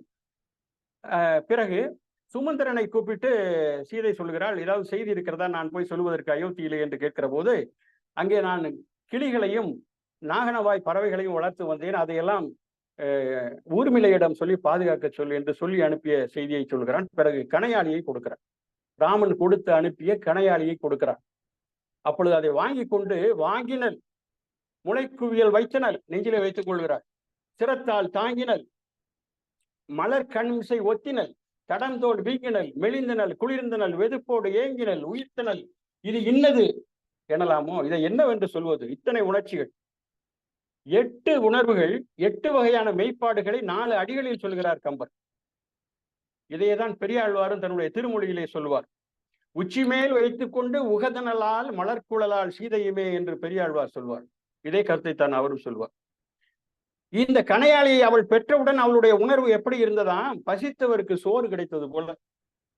பசியோடு இருக்கிறான், அவனுக்கு சோறு கிடைத்தால் எவ்வளவு மகிழ்ச்சி அடைவானோ அப்படி மகிழ்ச்சி அடைந்தாலும், வீட்டிற்கு விருந்தினர் வந்தால் வீட்டில் உள்ளவர்கள் எப்படி மகிழ்வார்களோ அப்படி மகிழ்ந்தாலும், இறப்பவரை இறக்கப் போகிறார், அவரை மீட்கக்கூடிய ஒரு அரு மருந்து கிடைத்தது போல அவள் மகிழ்ச்சி அடைந்தாள். இப்பொழுது அனுமனை பாராட்டுகிறாள். இத்தனை துயரற்று இருந்தேனே, என்னுடைய துயரத்திலே என்னை மீட்டு வந்தாயே என்று சொல்லி சீதை பாராட்டுகிறாள். அப்படி பாராட்டுகிற ஒரு வார்த்தை, உலகம் ஏழும் ஏழும் வீவுற்ற ஞான்றும் இன்று என இருத்தி, இன்னைக்கு எப்படி இருக்கிறியோ நீ அப்படியே இரு என்று வாழ்த்துகிறாள். இதை அனுமனை மட்டும்தான் அவள் வாழ்த்த முடியும். இப்ப நான் ஒரு பெரியவர்கிட்ட, ஒரு பள்ளிக்கூடத்தில் பயில்கின்ற ஒரு மாணவன் சென்று ஆசீர்வாதம் வாங்குகிறான் என்று சொன்னால், நன்றாக படி என்று ஆசீர்வாதம் செய்வார். ஏனென்றால் படிப்பு முடியவில்லை என்ற குறை அங்கே இருக்கிறது. ஐயா நான் படித்து முடித்து விட்டேன் என்று சொன்னால் உனக்கு ஒரு நல்ல வேலை கிடைக்கட்டும் என்று சொல்வார். வேலை இல்லை என்ற குறை அங்கே இருக்கிறது. வேலை கிடைத்து விட்டால் திருமணம் செய்து கொள், நல்ல மனைவி உனக்கு அமைவாள். திருமணம் ஆகவில்லை என்ற குறை அங்கே இருக்கிறது. ஆனால் எந்த குறையும் இல்லாத முழுமை பெற்ற ஒரு மனிதன் அனுமன் என்ற காரணத்தால் இன்று என இருத்தி சிரஞ்சீவியாக இரு என்று வாழ்த்துகிறாள் சீதை. இப்பொழுது அந்த சடாயு அதிலிருந்து நடந்த கதைகளை எல்லாம் சொல்கிறான் அனுமன். ராவணன் உன்னை கொண்டு சென்ற போது தேடி தேடி எங்கும் காணாமல் ஒரு அருமையான வார்த்தையை இங்கே கம்பன் பயன்படுத்துவார். இன் உயிர் இன்றி ஏகும் இயந்திர படிவம் ஒத்தான். இயந்திர படிவம் என்றால் ரோபோ. ரோபோ மாதிரி இருந்தானாம், எந்த உணர்வும் தெரியவில்லை, உயிர் இருந்தது உடலிலே, அவ்வளவுதான். இயந்திர படிவம் என்ற ஒரு வார்த்தையை பயன்படுத்துகிறார் ரோபோ என்பதற்காக. இன்னொரு அருமையான பாடலிலே சொல்லுவார், இவர்கள் அழுது கொண்டே வருகிறார்கள், அந்த அழுது கொண்டே செல்ல செல்ல செல்ல அந்த மண்ணில் எல்லாம் சேராகிக்கிட்டே வருதான், அவ்வளவு கண்ணீர். செவ்வழி நயனம் செல்லும் நெடுவழி சேறு செய்ய என்று சொல்வார். அழல் உற்ற மெல்லன் மெழுகு என அழியும் மெய்யன். கொடுமையான அனலிலே படுகின்ற மென்மையான மெழுகு எப்படி உருகி போகுமோ அதை போல உருகி விட்டானாம் ராமன். இதையெல்லாம் சொல்லிக்கிட்டு அதற்கு பிறகு சீதை கேட்கிறாள், அது சரி, நீ எப்படி இந்த கடலை கடந்து வந்தாய் என்று கேட்கிறாள். அப்பொழுது தன்னுடைய பேர் உருவத்தை காட்டுகிறான் அனுமன். காட்டுகிற போது அதிலே நிறைய பாடல்கள் இருக்கிறது, ஒரு பாடலை மட்டும் சொல்கிறேன். அதிலே முக்கியமாக இந்த காதில் கிடக்கிற குண்டலங்கள் இரண்டும் ஒரு சூரிய சந்திரனுடைய ஒளியை விட அதிகமான ஒளியாக இருந்ததா. குண்டலம் இரண்டும் அக்கோளில் மாச்சுடர் மண்டலம் இரண்டும் மாறு கொண்டவை. அதைவிட ஒளி மிக பிரமாண்டமாக இருக்கிறது அந்த ஒளி. இப்படி சொல்வது இலக்கியங்கள் எல்லாம் பயிலப்பட்டு வருகிற ஒன்றுதான். மணிமேகலையிலே புலவரை இருத்த புகார் எனும் பூங்கொடி, புகார் என்ற நகரம் குணதிசை மருங்கில் நாள் முதிர் மதியமும் குடதிசை மருங்கில் சென்று வீழ் கதிரும். அது ரெண்டு பக்கமும் அந்த நகரத்துக்கு எப்படி இருக்குதான், வெள்ளி வெண்தோட்டோடு பொன்தோடாக, ஒரு புறம் வெண்தோடு, ஒரு புறம் தங்கத்தோடும், ஒரு புறம் வெள்ளித்தோடும் ஒரு பெண் அணிந்திருப்பது போல இருந்ததாம். இதை போல ஒரு பரிபாடல் கூட உண்டு. திருமால் சங்கும் சக்கரமும் ஞாயிறும் திங்களையும் போல இருந்தது என்று சொல்வது. பருவம் வாய்த்தலின் இரு விசும்பணிந்த இருவேறு மண்டில திலக்கம் போல நேமியும் வளையும் ஏந்திய கையால் என்று ஒரு பரிபாடல் கூட ஒன்று உண்டு. இப்பொழுது ஒரு கம்பனுடைய ஒரு கற்பனை அவன் சொல்கிறான், ஒரு வேளை திருமால் இந்த பேர் உருவத்தை, அனுமனுடைய உருவத்தை பார்க்க நேர்ந்தால் அவன் என்ன நினைப்பான் என்று சொல்கிறாள். ஏன் இலது ஒரு குரங்கு ஈது என்று என்னலா ஆணியை. ஒரு குரங்குன்னு நினைக்க கூடாது, சாதாரணமா யாரையுமே நினைக்க கூடாது. ஏன் இலது என்ன வலிமை, ஏன்னா வலிமை, மூணு சொல்லியின். ஏன் இலது ஒரு குரங்கு ஈது என்று என்னலா ஆணியை. ஆணியை என்றால் அச்சாணியை என்று பொருள். இந்த உலகத்திற்கு அச்சாணி என்று சொல்கிறான் அனுமனை.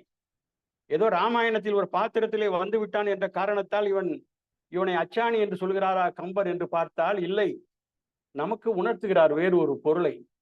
காப்பியம் முழுவதும் பார்த்தால் அவன் தனக்காக வாழவில்லை அனுமன், பிறருடைய நலனுக்காகவே வாழ்ந்தான் என்ற காரணத்தால், அப்படிப்பட்டவர்கள் இன்றும் நாட்டிலே இருக்கிற காரணத்தால் தான் இந்த உலகம் இயங்கி கொண்டிருக்கிறது என்பதை சொல்வதற்காக அச்சாணி ஆணி என்று சொல்கிறார். ஆணியை அனுமனை அமைய நோக்குவான் சேன் உயர் பெருமை ஓர் திறத்து அன்று என நானூறும் வெட்கப்படுவான் என்று சொல்வதனாலே இது திருமாலை சொல்லவில்லை, உலகெல்லாம் அளந்த நாயகன் என்று சூரியனை சொல்கிறார் என்று ஆசாஞா அவர்கள் சொல்லுவார்கள். இப்பொழுது சீதை சொல்கிறாள், இல்லை எனக்கு பயமா இருக்குப்பா, அஞ்சினன் இவ்வுரு அடக்குவாய், குறைச்சிக்கோ, என்னால் இதை சகிக்க முடியவில்லை என்று சொல்கிறாள். அப்பொழுது அவன் உருவத்தை அடக்கி விடுகிறான். சீதை அனுமனை நோக்கி சொல்கிறாள், நீ இத்தனை பெரிய பேர் உருவத்தை காட்டினாய் அல்லவா, இதிலிருந்து நான் ஒன்று புரிந்து கொண்டேன். உன்னுடைய அறிவு, உன்னுடைய ஆற்றல், உன்னுடைய தெளிவு எல்லாமே இதை போல மிகவும் பிரமாண்டமானது என்று சொல்கிறாள். அறிவும் ஈதே, உரு ஈதே, ஆற்றல் ஈதே, ஐம்புலத்தின் செறிவும் ஈதே, செயல் ஈதே, தேற்றம் ஈதே, தேற்றத்தின் நெறியும் ஈதே, நினைவு ஈதே, நீதி ஈதே, நினக்கு என்றால் வெறியரன்றோ, குணங்களால் விரிஞன் முதலாம் மேலானோர். ஏதோ பிரம்மனும் மற்ற சிவன் எல்லாம் பெரியவர்கள் என்று நினைத்திருந்தேன், ஆற்றல் மிக்கவர்கள் குணத்தால் என்று நினைத்திருந்தேன், அவர்களையெல்லாம் விட உன்னுடைய ஆற்றல் தான் பெரியது என்று சொல்கிறாள். பிறகு அனுமனுடைய அவன் பணிவாக இத்தனை பாராட்டியும் பணிவாக ஒன்று சொல்லுகிறான், வண்ணக்கடலின் எடை கிடந்த மணலின் பலரால். இதை போல வானரர்கள் நிறைய பேர் இருக்கிறார்கள், ராமனுடன் அவனுடன் போர் தொடுப்பதற்காக வந்து கொண்டிருக்கிறார்கள். அவர்கள் எல்லோரும் என்னை போல ஆற்றல் படைத்தவர்கள் தான்.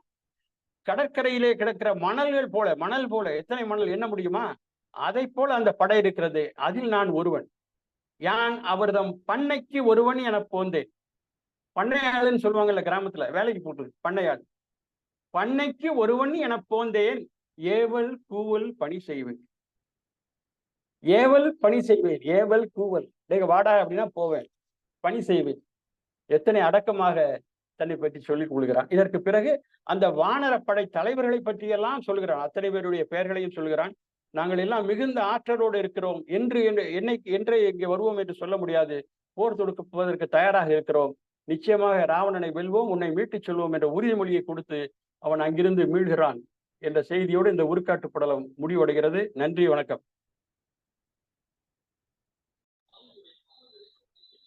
மிக்க சிறப்பு, நன்றி ஐயா.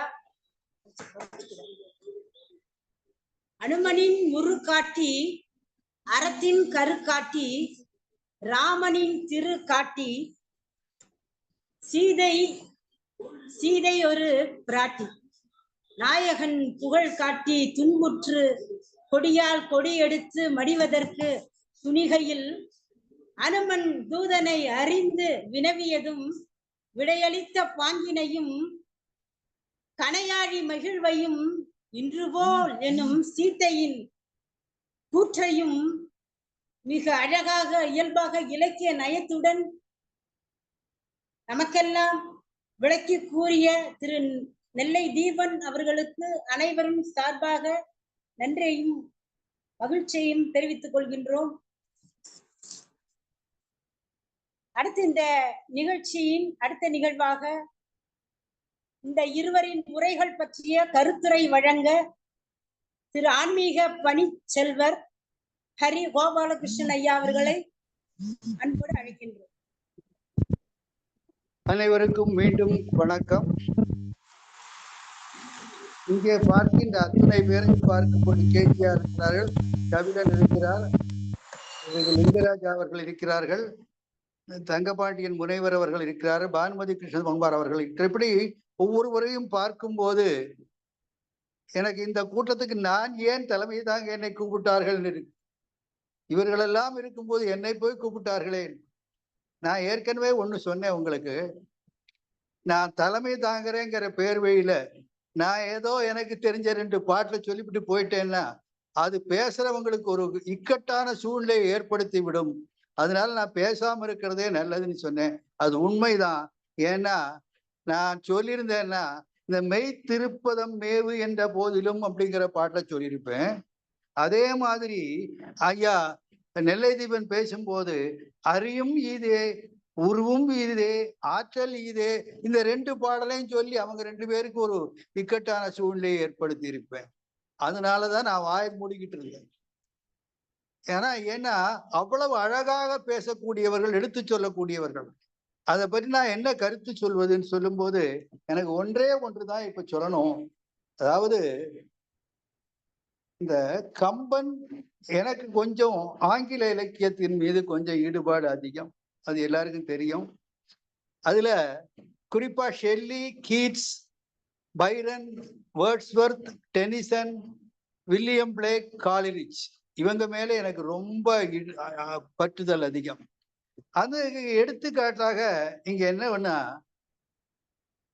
கம்பன் 12-10 கிட்டத்தட்ட 1000 வருடங்களுக்கு முன்னால ஒரு கருத்தை சொல்லுகிறான். இதை மட்டும் சொல்லி நான் முடிச்சிடுறேன், நான் ரொம்ப நேரம் பேச மாட்டேன். 1000 வருஷத்துக்கு முன்னால கம்பன் ஒரு கருத்தை சொல்கிறான். அதே கருத்தை கிட்டத்தட்ட 800 வருடங்களுக்கு பின்னால் கீட்ஸும் கூறுகிறார். அப்ப கீட்ஸ் கம்பனை படிச்சா நிச்சயமா சொல்ல முடியாது. கீட்ஸுக்கு தமிழ் தெரியாது, கம்பனை படித்திருப்பதற்கு வாய்ப்பே இல்லை. ஏன்னா இலக்கியத்தினுடைய வசந்த காலம் கவிஞர்களுடைய பாடல்கள் தான் இருக்கு. ராமாயணத்தை 4 வரியிலே சொல்லிடலாம். தசரதன் மைந்தன் ராமன் தந்தையின் சொல் கேட்டு காட்டிற்கு போனான். அங்கே அவனுடைய மனைவியும் கூட உடன் சென்றான். அவளை ராவணன் கவர்ந்து சென்றான். அனுமன் உதவியோடு இலங்கைக்கு சென்று ராவணனை அழித்து மீண்டு வந்து அயோத்தி மன்னனாக மாறினான். இதுதான் ஒன்லைன் ட்ரீட்மெண்ட். இந்த ஒன்லைன் ட்ரீட்மெண்ட்டை வால்மீகி 25,000 பாடல்கள் எழுதினார். கம்பன் 10,000 பாடல்கள் எழுதினார். அந்த 10,000 பாடல்களும் இன்றளவு நினைத்து கொண்டிருக்கிறது. யாருக்கு ராமாயணம் தெரியாது? ஆனா அந்த ராமகாதையை ஒவ்வொருத்தர் சொல்லும் போது நாம கேட்டுக்கொண்டிருக்கிறோம். ஏன்னா இதையும் சொல்வதற்கு காரணம் இங்க என்னன்னா, இந்த அவர் சொல்லும் போது சொன்னாரு, இந்த மெய் திருப்பதம் மேவு என்ற போதிலும் இத்திருத்துறந்து ஏகென்ற போதிலும் சித்திரத்தில் அலர்ந்த செந்தாமரை ஒத்திருந்த முகத்தினை உண்ணுவான். அதாவது அவர் சொன்னார், அதாவது நம்முடைய செந்தில்குமார் சொல்லும் போது இந்த பாடலை சொன்னார். ராமனை காட்டுக்கு போன்னு சொல்லும் போது, நாட்டுக்கு ராஜாவாக மாறு என்று சொல்லும் போதும் சரி, இல்லை நீ காட்டுக்கு போன்னு சொல்லும் போதும் சரி, அன்றலர்ந்த செந்தாமரை பூ போல இருந்தார்னு சொன்னார். ஆனா அதுல ஒரு சின்ன செந்தில்குமார் மன்னிச்சுக்கணும், ஒரு சின்ன திருத்தம். அந்த இடத்துல அன்றலர்ந்த செந்தாமரை பூ போல சொல்லல, சித்திரத்தில் அலர்ந்த செந்தாமரை ஒத்திருந்தாள் என்று சொன்ன. சித்திரத்தில் அலர்ந்த அந்த வார்த்தைக்கு என்ன தெரியுமா அர்த்தம்? ஏன்னா அன்றலர்ந்த செந்தாமரை வாடிவிடும், ஒரு நாள் இருந்துட்டு அடுத்த நாளைக்கு வாடிடும். வாடவே செய்யாது என்னன்னா, சித்திரத்திலே வரைந்திருக்கின்ற செந்தாமரை இருக்கே அது வாடவே செய்யாது, என்னைக்கு பார்த்தாலும் அப்படியே இருக்கும். ஒரு அருமையான ஓவியமாக ரவிவர்மாவோ அல்லது பிகாசோவோ தீட்டு வைத்திருந்தால் அந்த ஓவியம் என்றைக்கும் அப்படியே இருக்கும். அது எப்ப பார்த்தாலும் அப்படிப்பட்ட சித்திரத்தில் வரைந்த செந்தாமரை என்று அவர் சொல்லியிருக்கிறது. அது யார் எப்ப சொன்னார்னு சொன்னா, 1000 வருடங்களுக்கு முன்னால ராமனுடைய சித்திரத்தில் இருந்த செந்தாமரை பூ போல இருந்ததுன்னு ராமாயணத்துல கம்பர் சொன்னார்னு சொன்னா, அதுக்கப்புறம் கிட்டத்தட்ட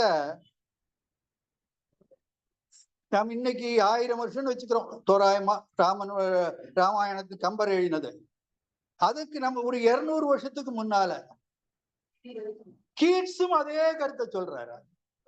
அதுதான் அந்த 2 கவிஞர்களுடைய அதை சொல்ற. நான் அந்த ஒரு கம்பாரிசனை தான் இங்க சொல்ல வந்து. சித்திரத்தில் அலர்ந்த செந்தாமரை என்று சொன்ன வார்த்தை இருக்கிறது. அந்த செந்தாமரை பூ சித்திரத்திலே இருக்கக்கூடிய செந்தாமரை பூ என்றுமே வாடாது, ஆனால் உண்மையிலே இருக்கக்கூடிய செந்தாமரை பூக்கெல்லாம் வாடிவிடும் என்று கம்பன் சொன்ன அதே கருத்தை ஓட்டிய கிரேஷியன் என்ற ஒரு கவிதையில கீட்ஸும் சொல்றார். கீட்ஸும் அதே மாதிரி சொல்றார்.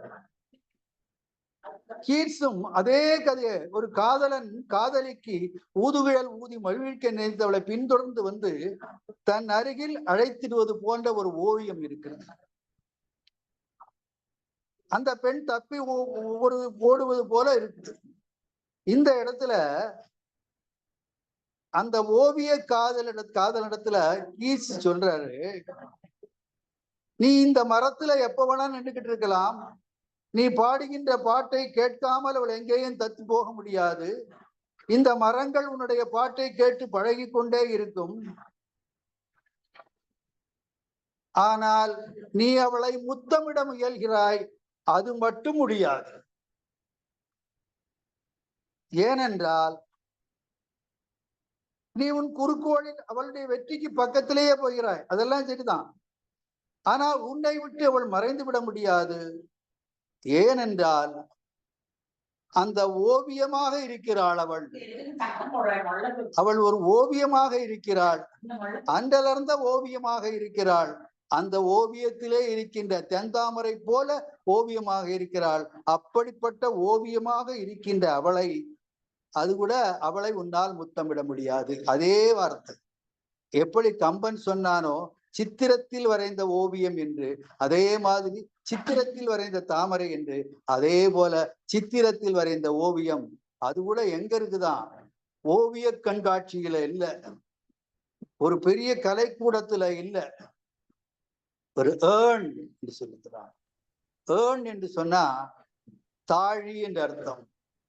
இந்த தாழியில வரைந்திருக்கின்ற ஓவியத்துல இருக்கின்ற பெண் அவ்வளவு அழகாக இருக்கிறாளாம். அதைத்தான் அவர் சொல்றாரு, நீ heard melodies are sweet but those unheard are sweeter. Melodies இருக்குது, அது கேட்டவைகளெல்லாம் ரொம்ப இனிமையா இருக்கும், கேட்காதவைகள் இன்னும் இனிமையாக இருக்கும். heard melodies are sweet but those unheard are sweeter. Therefore ye soft pipes play on, not to sensual ear but more in that pipe the spirit duties fair you beneath the trees. அப்படின்னு சொல்லிட்டு அவர் சொல்றாரு, the song nor ever can those trees be bare, bold lover never canst thou kiss, though winning near the goat yet do not grieve. இதே வார்த்தை தான், இதே வார்த்தைகளை தான் கம்பனும் சொல்றாரு. ஓவியத்தில் வரைந்த சித்திரம் எப்படி அன்றலர்ந்த தாமரை போல இருக்குமோ அதை போலதான் இந்த கீட்ஸ் சொல்லுகின்ற அந்த கிரேசியன் ஏர்ன் என்ற வார்த்தையில கவிதையில அந்த சித்திரத்திலே வரைந்த பெண் அவளுடைய முகம் மாறாமலே இருக்கும், ஓடிவிட மாட்டாள், இன்றைக்கு எப்படி இருக்கிறாளோ அப்படியே தான் இருப்பாள் என்று மிக அருமையாக கீட்ஸும் சொல்லியிருக்கிறார். இந்த கம்பாரிசன் இருக்கிறது, இந்த இரண்டு இருக்குது. இது இத மாதிரி நிறைய ஒப்புமைகளை நாம சொல்ல முடியும், பல கவிஞர்களோடு நாம் ஒப்பிட்டு சொல்ல முடியும். இந்த பாடல் இந்த இதுல வருதில் ராமன் வருவானா என்று சொல்லி மெய் திருப்பதம் மேவு என்ற போதிலும் திருத்துறந்து ஏக என்ற போதிலும் சித்திரத்தில் அறந்த செந்தாமரை உத்திருந்த முகத்தினை உண்ணுனாள் என்று அவர் சொல்லும் போது, இந்த பாடலை படிக்கும் போது எனக்கு கீட்ஸினுடைய அந்த கிரீசியன் ஏர்ன் என்ற பாட்டிலே வருகின்ற அந்த வரிகளும் நினைவுக்கு வருகிறது என்பதை நான் உங்களிடத்திலே பகிர்ந்து கொள்ள விரும்புகிறேன். அதே மாதிரி இன்னொரு பாட்டு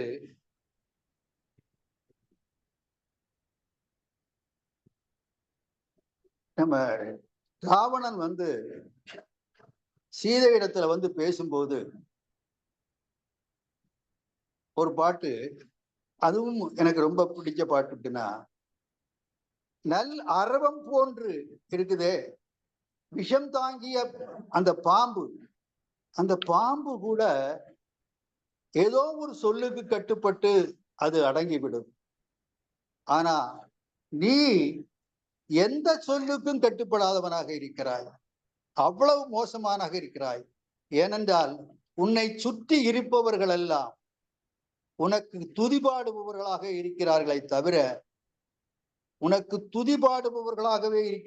தவிர உன்னை நல்வழிப்படுத்துபவர்களாக யாரும் இல்லை என்று சொல்லும்போது நமக்கு அப்படியே வள்ளுவருடைய இடிப்பாறை இல்லா ஏமராமன்னன் கெடுப்பாரிதானும் கெடும் என்ற பாடல் தான் ஞாபகத்துக்கு வருது. சீதை தான் சொல்ற ராவணனை பார்த்து, அடே துஷ்டனே, மோசமானவனே, உனக்கு எவ்வளவு தூரம் சொன்னாலும் உனக்கு புத்தி வராது, நீ என்ன செய்தாலும் நீ திருந்த மாட்டாய், நீ அப்படிப்பட்ட ஒரு மோசமான மனிதன், உன்னை சுற்றி இருப்பவர்கள் எல்லாம் உனக்கு நல்வழி காட்டுபவர்கள் அல்ல, உன்னை தீய வழிக்கு எடுத்து செல்பவர்கள், உனக்கு அழிவு நிச்சயம் என்று சொல்லும் பொழுது திருவள்ளுவருடைய அந்த கொள்கையை, அந்த பாட்டை சுற்றி இருப்பவர்கள் இடிப்பாறை இல்லாத ஏமரா மன்னனாக நீ இருக்கிறாய் என்று சொல்கிறாள் என்பதையும் சொல்லி, இன்னும் நான் ரொம்ப பேசிக்கிட்டு இருந்தேன். நான் எல்லாரும் மணி 8:30 மணி ஆயிடுச்சு, இதுக்கு மேல நாம இந்த கூட்டத்திலே நான் அனைவரையும் பொறுமை சோதிக்க விரும்பவில்லை. இன்னொரு வாய்ப்பு கிடைக்கும் போது இன்னும் பல பாடல்களை சொல்லுகிறேன். இன்றைய நிகழ்ச்சி இருவரும் அறிஞர்கள் தங்களுடைய கருத்துக்களை மிக மிக அருமையாக எடுத்து கூறினார்கள். இதைவிட சிறப்பான ஒரு நிகழ்ச்சி அமைவது அடுத்த வாரத்திலே தான் எடுத்து கூறி இந்த வெள்ளி மேடையிலே மட்டும்தான் இத்தகைய சிறப்பான நிகழ்ச்சி கிடைக்கும் கூறி வாய்ப்புக்கு நன்றி பாராட்டி விடைபெறுகிறேன். நன்றி, வணக்கம். சிறப்பு ஐயா. கவிதையும் வீழ்ச்சின் கவி நயத்தையும் ஓவியமாய் ஒப்பிட்டு வள்ளுவத்தோடு இனிய கருத்துரை நல்கிய பணிச்செல்வர் ஹரி கோபாலகிருஷ்ணன் அவர்களை வாழ்த்தி நன்றி கூறி பாராட்டுகிறது வெள்ளி இலக்கிய மேடை. அடுத்து இரு உரையாளர்கள் பற்றிய கருத்துரையை வழங்க தமிழ்ச்செல்வம் கவிஞர் KGR அவர்களை அன்போடு அழைக்கின்றோம். பாருங்களையும்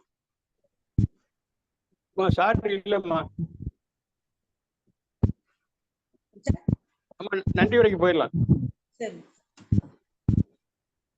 நன்றி உரையாக வெள்ளி இலக்கிய மேடை கம்பராமாயண கருத்தரங்க நிகழ்ச்சியில் தமிழ் வாழ்த்து பாடிய கவிஞர் ரமணி பாலசாமி அவர்களுக்கு நன்றியை தெரிவித்துக் கொள்கின்றோம். வெள்ளி இலக்கிய மேடை வாழ்த்து பாடலை பாடிய ரவி சங்கர் அவர்களுக்கு நன்றி தெரிவித்துக் கொள்கின்றோம். சிறப்பாக தலைமை உரையாற்றி கருத்துரையும் வழங்கிய ஆன்மீக பணிச்செல்வர் ஹரி கோபாலகிருஷ்ணன் ஐயா அவர்களுக்கும் நன்றியை தெரிவித்துக் கொள்கின்றோம். வெள்ளி இலக்கிய கருத்தரங்கத்தில் காட்சி படலம் பற்றி சிறப்பாக உரையாற்றிய முனைவர் மா செந்தில்குமார் அவர்களுக்கு நன்றியையும் வாழ்த்துக்களையும் தெரிவித்துக் கொள்கின்றோம். உருக்காட்டு படலம் பற்றி உரையாற்றி திரு நெல்லை தீவன் அவர்களுக்கும் நன்றியையும் வாழ்த்துக்களையும் மகிழ்வையும் தெரிவித்துக் கொள்கின்றோம். கருத்துரை ஆற்றிய ஹரி கோபாலகிருஷ்ணன் அவர்களுக்கும் மீண்டும் நன்றியை தெரிவித்துக் கொள்கின்றோம். தொழில்நுட்ப பணியாற்றி வரும் RC குமரன் அவர்களையும் நன்றி கூறி பாராட்டுகின்றோம். இந்நிகழ்ச்சியை ஒருங்கிணைத்து சிறப்பாக நடத்தி தந்திருக்கின்ற அதற்கு காரணகர்த்தாவாக இருக்கிற திரு நெல்லை தீபன் அவர்களுக்கும் நன்றியை தெரிவித்துக் கொள்கின்றோம். வெள்ளி இலக்கிய மேடை கம்பராமாயண தொடர் நிகழ்ச்சியை செவி மடுத்து கேட்டு மகிழ்ந்த தமிழ் சான்றோர் அனைவருக்கும் நன்றி நன்றி என்று கூறி இந்நிகழ்ச்சியை முடிக்கின்றோம். நன்றி, வணக்கம்.